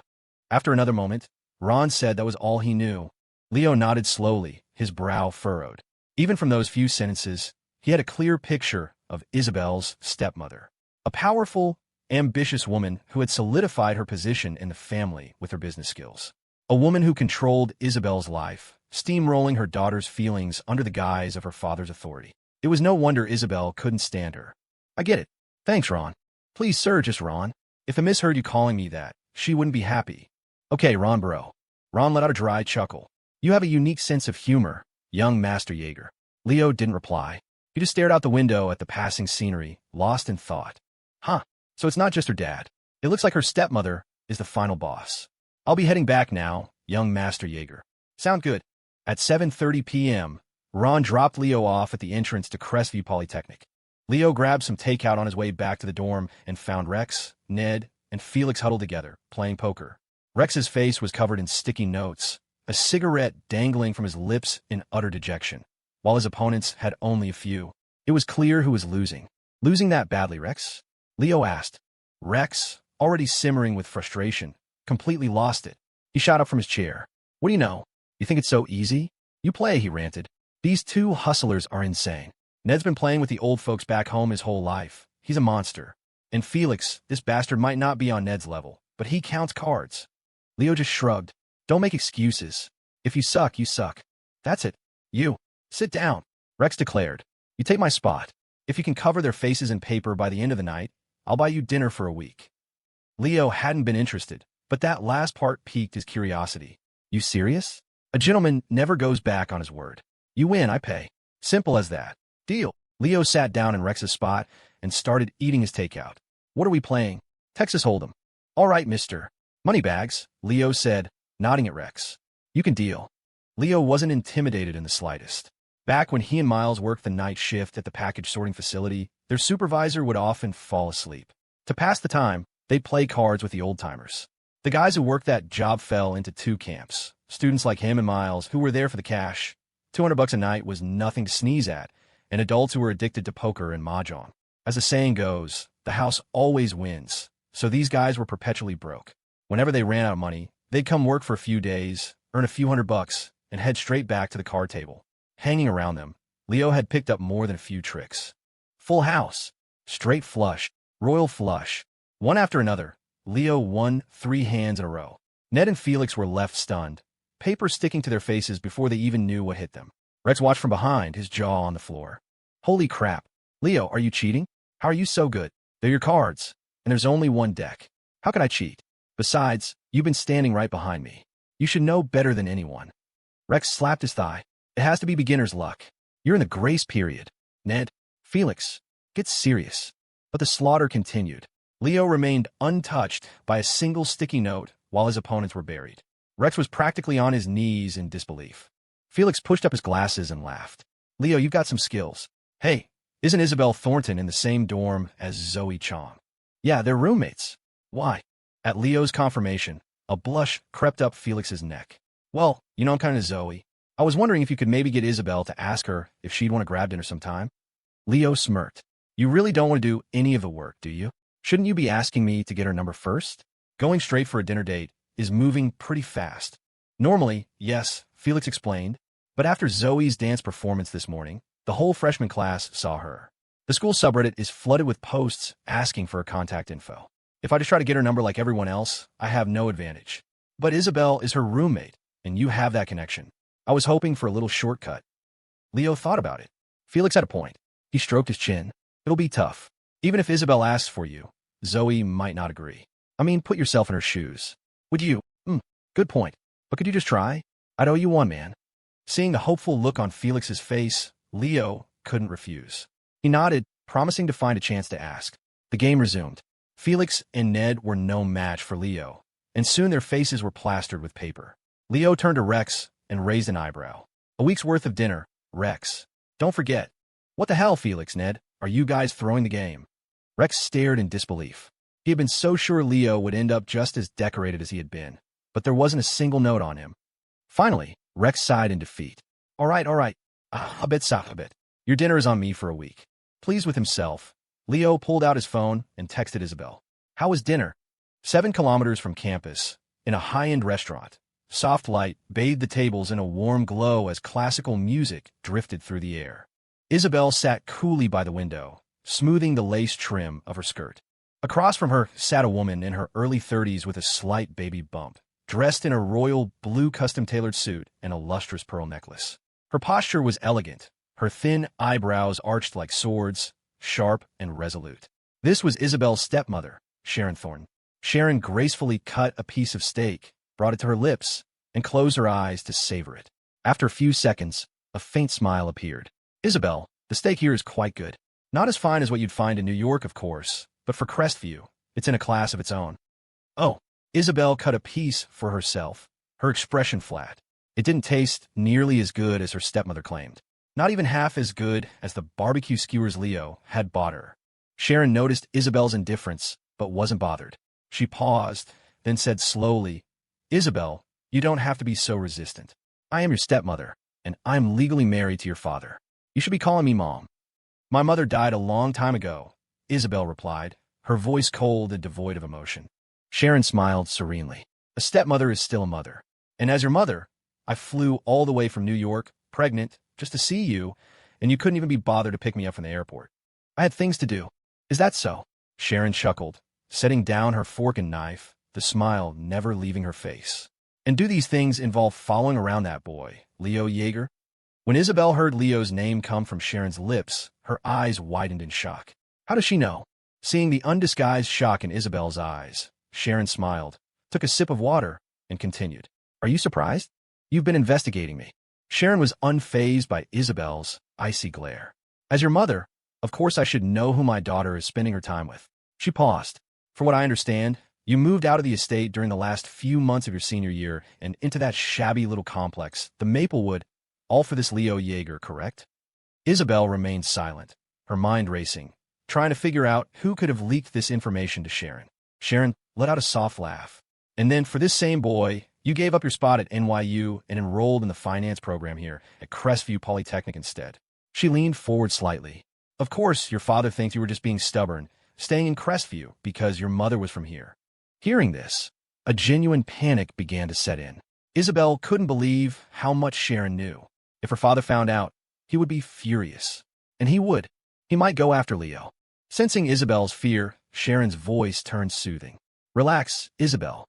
If your father knew, Leo would have been out of the picture long ago. For now, this is our little secret. After all, what kind of mother would I be if I burdened your father with such things? What do you want? Isabelle asked, cutting to the chase. She knew Sharon wasn't helping her out of the goodness of her heart. Sharon smiled, but changed the subject. Isabelle, let's eat. Your steak will get cold. Isabelle didn't move, her cold gaze fixed on the woman across from her. But Sharon seemed completely at ease, picking up her utensils and continuing to eat. Her appetite was excellent. After finishing her steak, she ordered a plate of pasta. Only when she was done did she look at Isabelle again. Oh, Isabelle, you haven't touched your food, she exclaimed with theatrical concern. How careless of me. Let me have the waiter bring you a fresh one. She reached for the service bell on the table. Isabelle shook her head. No, thank you. I'm not hungry. Oh, is that so? I suppose girls your age are always watching their figures, especially when you have to see a certain boy every day. Sharon smiled again, dabbing her lips with a napkin before reapplying her lipstick. She spoke as if to herself, but her words were meant for Isabelle. I have to be careful about my appearance, too. Your father likes it when I am. What are you trying to say? Isabelle's patience was wearing thin. The cloying, passive-aggressive act was making her sick. Every second she spent with this woman felt phony and nauseating. Sharon adopted a wounded expression, a stark contrast to her usual sharp, businesslike demeanor. I just missed you, darling. I came all the way to Crestview to see how you were doing. She sighed. You're an adult now. I don't object to you having a boy you like. As for whether your families are a match, your father might care, but I'm not so concerned with such things. Her expression shifted, becoming more pointed. But Isabelle, couldn't you at least find someone from a complete family? Someone like Leo Yeager. No parents, an aunt and her family who constantly mooch off him. Do you really think? Isabelle's face grew colder with every word. Each time Sharon called herself mother, a fresh wave of anger washed over her. Sharon glanced at the expensive watch on her wrist. It was past 8. The smile finally faded from her face. You are Richard Thornton's daughter. You can play around with someone like Leo Yeager, but if you get serious, your father will be furious when he finds out. She leaned in, her voice a low warning. Of course, as I said, I care deeply about your happiness, so I have no objection to you being with him. But there's one condition. You are to stay here in Crestview.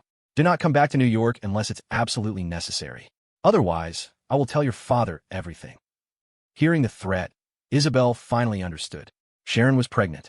She wanted Isabelle to stay in Crestview, tied down with Leo, so she would be out of the way. That way, the Thornton family fortune would pass to Sharon's child. Isabelle didn't respond. Her frantic emotions settled into a calm, icy stillness as she simply stared at Sharon. Sharon, indifferent to her reaction, stood up, grabbed her designer bag, and walked towards the exit. She paused at the door as if remembering something, a mocking smile playing on her lips. Oh, and by the way, Landon Archer is coming back this winter. You and Leo had better be on solid ground. You wouldn't want Landon to get in the way, would you?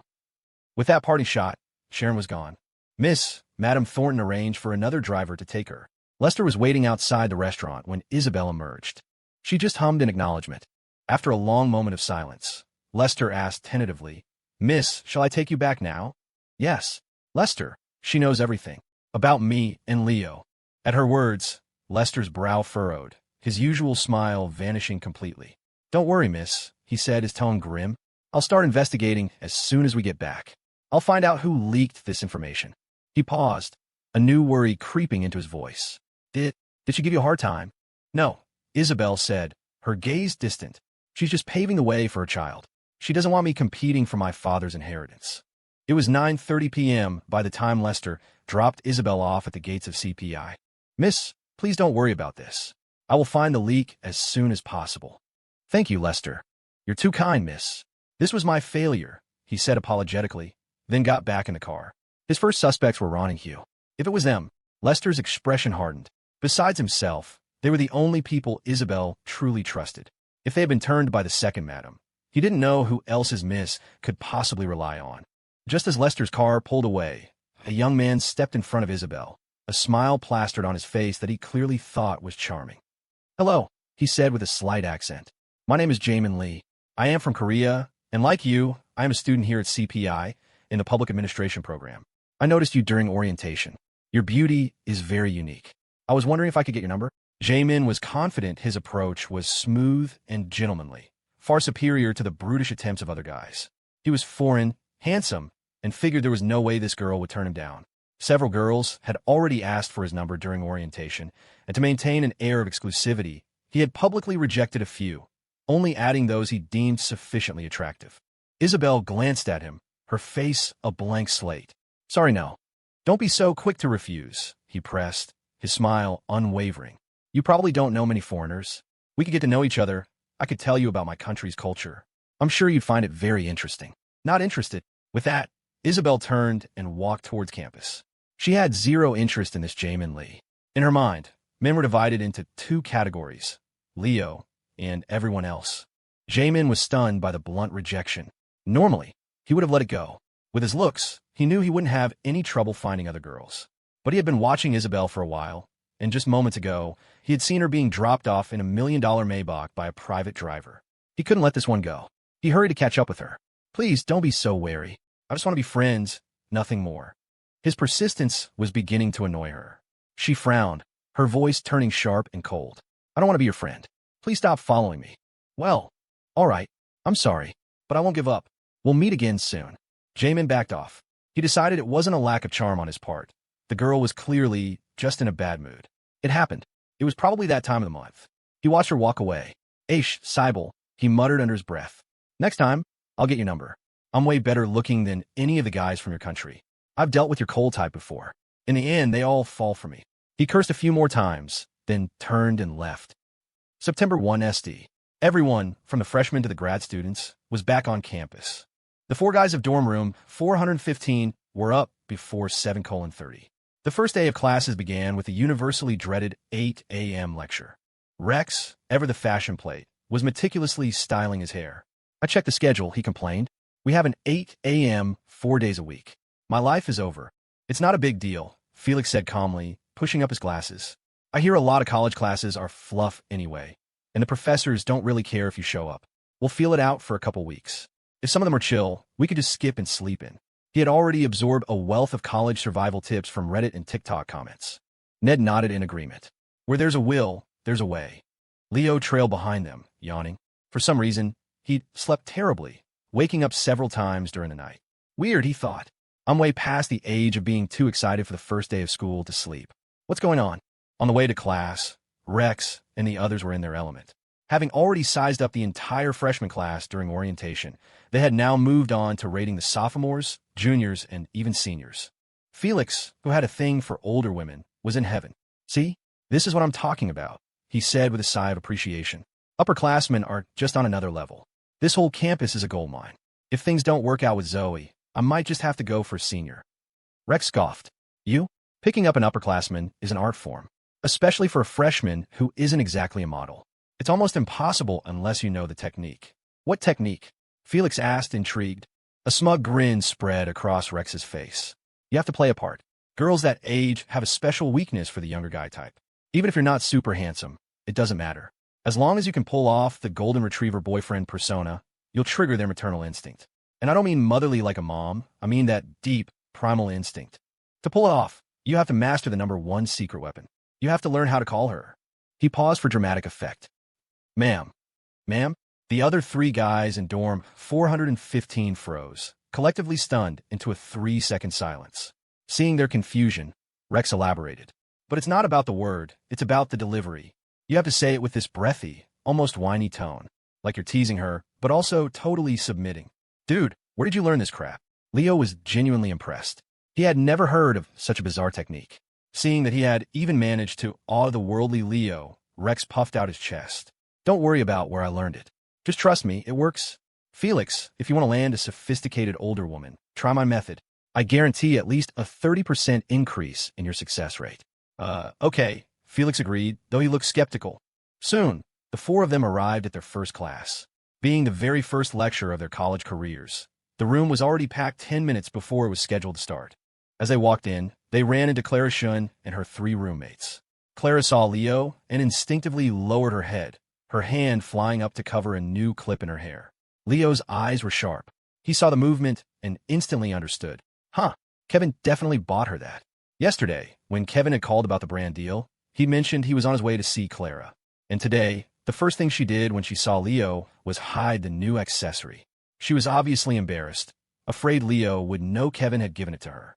Leo couldn't help but smile. Clara's shy personality was actually kind of cute. It was a stark contrast to Kevin's loud, boisterous nature. But then again, if she ended up with someone as introverted as herself, it might make things difficult. A girl like her could probably use a guy like Kevin, someone who radiated a sense of security, to balance her out. The first class was a core requirement for their major, and most students were paying close attention. Leo, however, was only half listening, his mind split between brainstorming business ideas and sneakily texting Isabelle under the desk. Leo, I'm in my 8 a.m. Isabelle, me too. What a coincidence. Leo, next up is American politics. Isabelle, wait, us too. It must be a combined lecture. Leo was already pulling up the university app, checking the classroom for their next period. If I get there early, I can save a whole row. We can sit near each other. Not for any particular reason, of course. He was simply upholding their status as good neighbors. Sitting in front and behind each other still counted as being neighbors, right? After confirming the room number, Leo went back to browsing Crestview's subreddit and scrolling through TikTok, searching for a spark of entrepreneurial inspiration. But his options were limited. First, the initial investment couldn't be too high. He only had about $30,000 or $40,000, and he needed to keep at least 3 months of living expenses in reserve. Second, it had to be something a college student could realistically manage. He couldn't afford to skip too many classes, or his participation grade would plummet and he'd fail, no matter how well he did on the final. Leo, I thought I was going to be the slacker of the dorm, Rex whispered from the seat next to him, noticing his lack of focus. But it seems I've met my match. It's not a big deal, Leo whispered back. You only need to listen for the important stuff. Each class is 90 minutes, but only half of that is actually useful information. And out of that 45 minutes, at least 10 are going to be way over your head anyway. So slacking off a little is just efficient time management. That makes a weird amount of sense. In that case, I'm out. Rex secretly pulled out his own phone.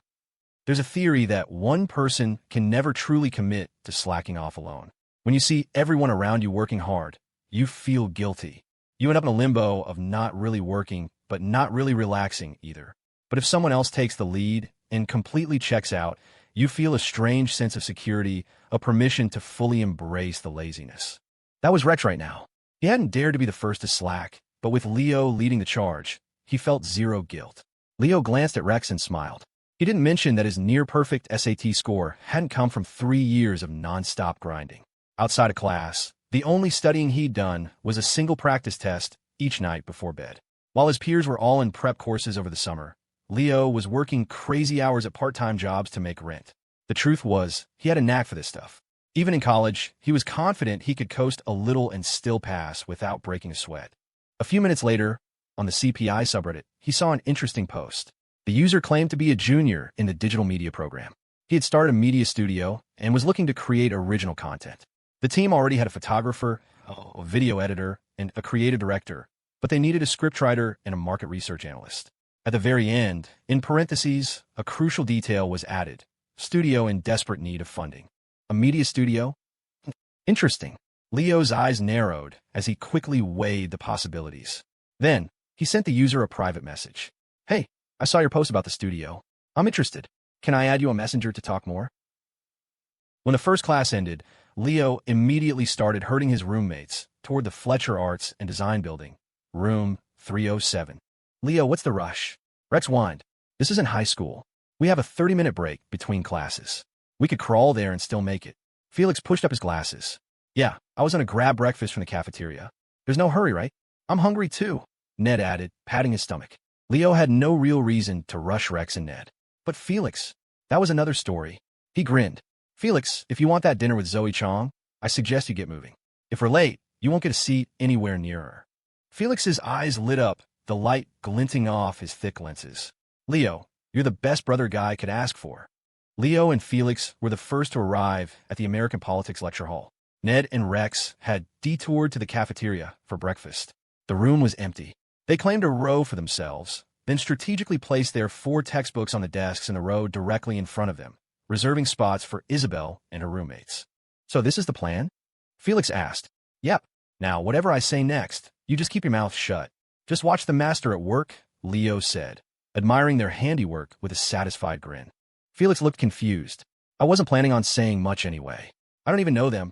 Ahem, just remember, no matter what I say, you don't make a peep. Otherwise, I can't guarantee you that dinner with Zoe. Fine, whatever you say. Leo nodded, pleased. If I just saved seats for Isabelle so she could sit near me, my unneighborly intentions would be way too obvious, he thought. I need a fall guy.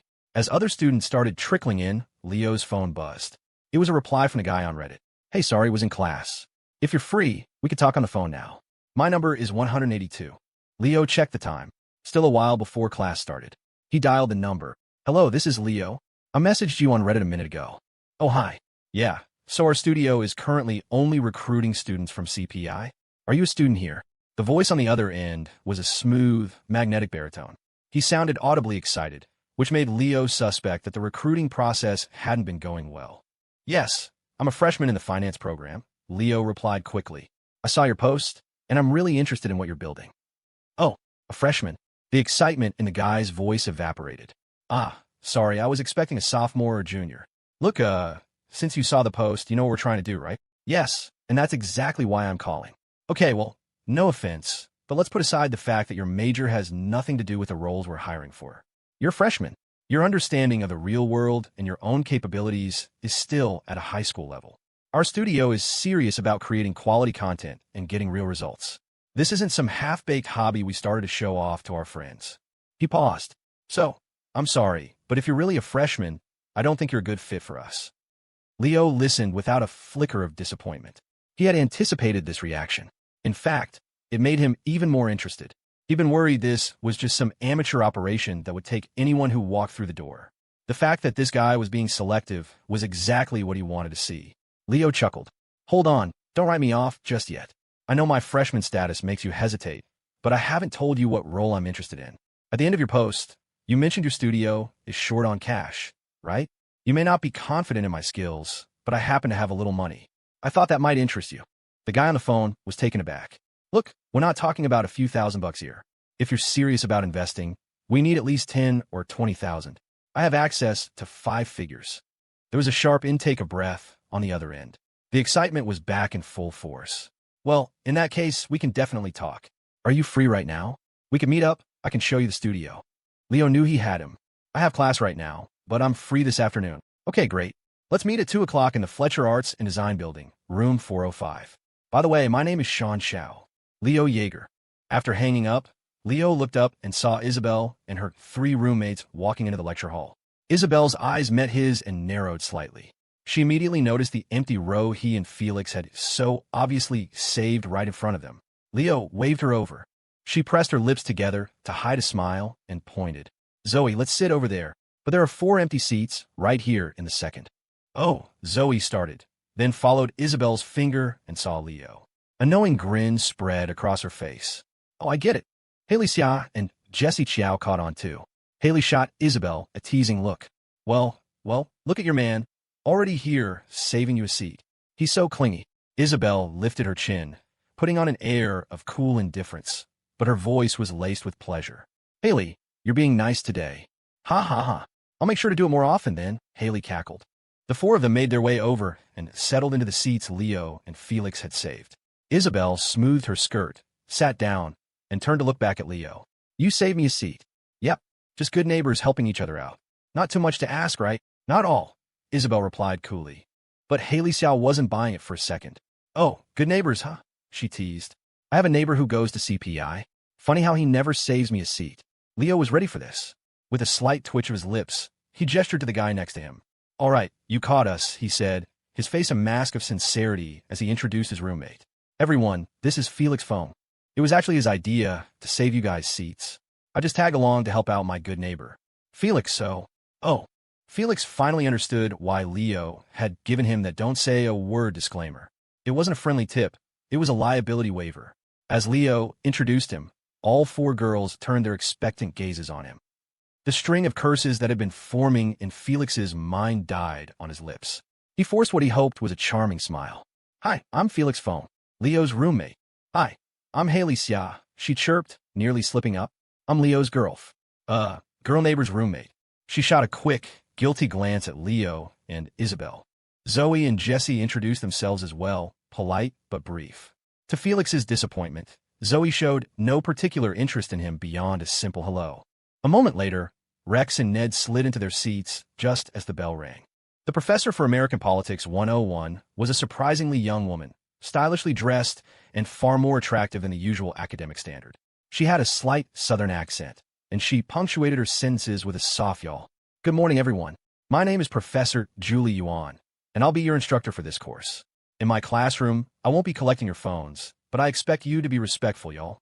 I don't assign a lot of homework, but attendance is important. Miss more than 3 classes, and I'll have to fail you." Between her looks and her sweet voice, most of the guys in the room sat up a little straighter.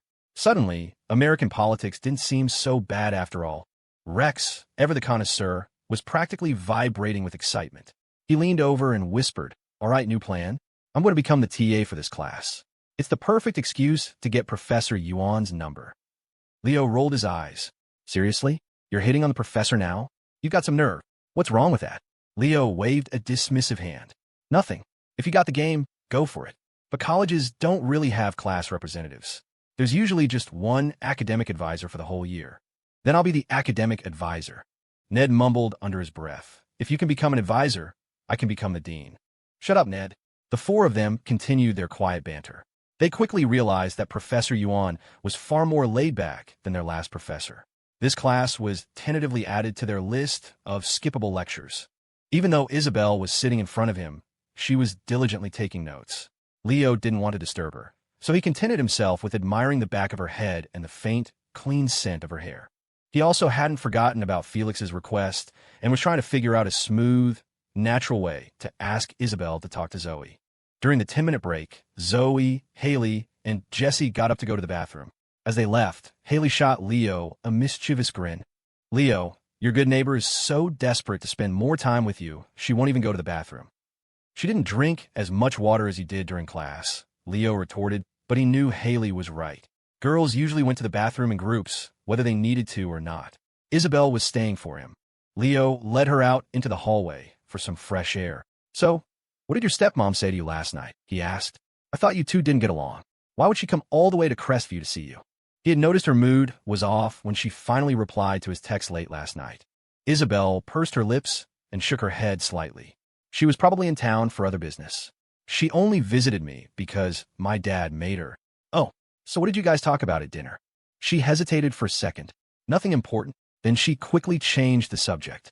"Leo, Haley was suggesting we all go out for a group dinner again this Friday night." Leo nodded instinctively. "Sounds good. You missed out on a shopping trip yesterday, so you should definitely go this time." Isabelle hummed, then looked up at him. "They told me to bring my neighbor." "Huh?" Leo blinked. "They want me to come?" "Yes." Leo had been trying to figure out how to bring up Felix's request, and now Isabelle had just handed him the perfect opening. "Okay, I'm in," he agreed. "But would it be okay if I brought my 3 roommates? It might be a little awkward if I'm the only guy with 4 girls." "Sure, I'll tell Haley and the others." Seeing him agree so readily, Isabelle's eyes lit up. He didn't even deny that I'm his, she thought. Leo heard her inner voice and felt his heart skip a beat. His neighbor. So that's what she was so happy about. The way Haley phrased it. Fine. His is his. It's just me and my family anyway. Adding one more isn't so bad. We're just neighbors. So saying I'm his neighbor, while a little forward, isn't technically wrong. Leo squinted, successfully talking himself into it. After class, Leo and his roommates grabbed lunch at the campus dining hall and headed back to the dorm. Ugh, Rex groaned, flopping face first onto his bed. I haven't been to a real class since graduation. College is better than high school, but an 8 a.m. is still brutal. I'm dead tired. He wrapped his legs around his comforter. I'm sleeping all afternoon. Don't wake me for anything. Meanwhile, Felix had finally received the gaming laptop his parents had mailed him and was already firing it up. Hey, Leo, did you talk to Isabelle about me and Zoe? he asked, his eyes full of hope. Funny story, Leo said. Before I could even bring it up, she told me her dorm is going out for dinner this Friday and invited me. So I suggested we make a joint dorm mixer. It's way more natural than you just randomly asking Zoe out, right? Felix's face lit up. Leo, you're a lifesaver. I'll buy you dinner. Leo waved him off. Hey, we're bros. You don't have to buy me dinner. But I'm craving that beef curry bowl from the place downtown. Huh. Leo and Sean Shao had agreed to meet at 2 o'clock at the Fletcher Arts and Design building. He planned to take a quick nap, but just as he lay down, his phone rang. It was Kevin Xiong. Leo, I'm at your school's main gate. I found out what you asked me to ask Clara. Want to meet up and talk? Yeah, sure. Give me a few minutes. I'm on my way. Since Kevin was already there, Leo abandoned his nap plans. He splashed some cold water on his face and headed out. The early September heat was still intense, especially in the afternoon. The sun was so bright Leo had to squint as he walked. On his way, he got a text from Walter Wallace, his lawyer. Leo, Brenda, and her family failed to make the court-ordered payment on time. The court is now moving to enforce the judgment. The fund should be transferred to you within the next few days. I'm keeping an eye on it. Leo quickly typed back a reply. Thanks, Walter. Anytime. Leo smiled. He'd never had any illusions about his aunt. He knew they'd drag their feet until the very last second. They wouldn't pay up until they were staring down the barrel of a court order. Being forced to pay by the court must feel like a punch to the gut, he mused. On a hot day like this, a nice cold feeling is probably refreshing, right? Even better than air conditioning. I'm such a good person. He found Kevin waiting for him by the gate. I'm surprised you took this so seriously you came all the way to my campus to tell me, Leo said with a grin. Kevin blinked. Then a guilty look crossed his face. Leo, don't kill me, but I was actually here to see Clara. I just figured I'd give you the update in person since I was here. He rushed to explain. I was going to just call, but she's busy with something in her dorm and won't be out for a bit. I was bored waiting alone, so I called you. Leo's eyes widened. Wow. Kevin, you're not just acting like a dog. You are a dog. I'm your backup plan. Seeing Leo was about to blow a gasket, Kevin quickly changed the subject. So about what you asked. I had Clara call home last night. Her dad said there's still some of those peddlers around the Black Fork region, but not as many as before.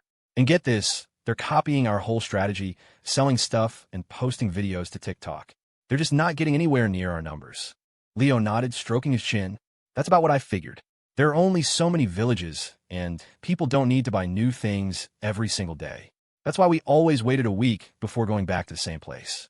With too many people doing it, even if they follow that rule, their routes will start to overlap. The villages get saturated, people's buying power drops, and eventually, the peddlers realize they're spending more on gas than they're making a profit. Then they cut their losses. Kevin's mouth hung open. So you're saying if we had kept going, we would have started losing money soon? Pretty much. But most of our income came from brand deals and video monetization. We were selling stuff to make content, not the other way around. We could have afforded to lose money on sales. But these copycats can't, because they don't have the sponsorships. Oh, so why did you want to find all this out? Leo pursed his lips, considering his words carefully. Kevin, I know this might be hard to hear, but after thinking it through, the best way for us to maximize our profits right now is to sell our 600,000 follower TikTok account. What? Sell it? Leo nodded. Yes, sell it. The content is locked into a specific niche. All our followers are there to watch us sell things in the mountains. If we suddenly change our content, our views and follower count will plummet until the account is worthless. The brand deals will dry up, and our income will disappear. He paused to let it sink in. So, the smartest move is to cash out now and use that money to fund something new instead of trying to force this account to be something it's not. Kevin finally understood. He was silent for a long time before saying, So, you wanted me to find out if there were still people selling stuff because you want to sell the account to one of them? Exactly. No one else would buy an account like this. And like you said, they're already trying to copy our video strategy. They know the real money isn't in selling the goods, it's in the content that comes from it. Kevin looked torn. It was clear he wasn't as ready as Leo to let go of the account. Leo understood. The whole thing had started because one of Kevin's videos had gone viral. In a way, the account was his baby. Leo clapped him on the shoulder. It's okay. You don't have to decide right now. Think it over. He continued. I found a new business opportunity on the school subreddit today. I'm meeting with the guy who runs it after this. If it seems legit, I'm planning on investing everything I have. You could throw in a little too if you want. He looked Kevin in the eye. Look, the account is yours. If you don't want to sell it, that's fine. We'll figure something else out. Kevin was still silent, his expression a storm of indecision. Leo chuckled. Seriously, don't stress about it. We can table it for now. Clara should be here soon, right? Pull yourself together. He checked the time. It was almost 2. All right, I gotta go. I'm meeting the guy at 2. Just as Leo turned to leave, Kevin called out, his voice firm and resolute. Leo, wait. I'm in. Let's sell it.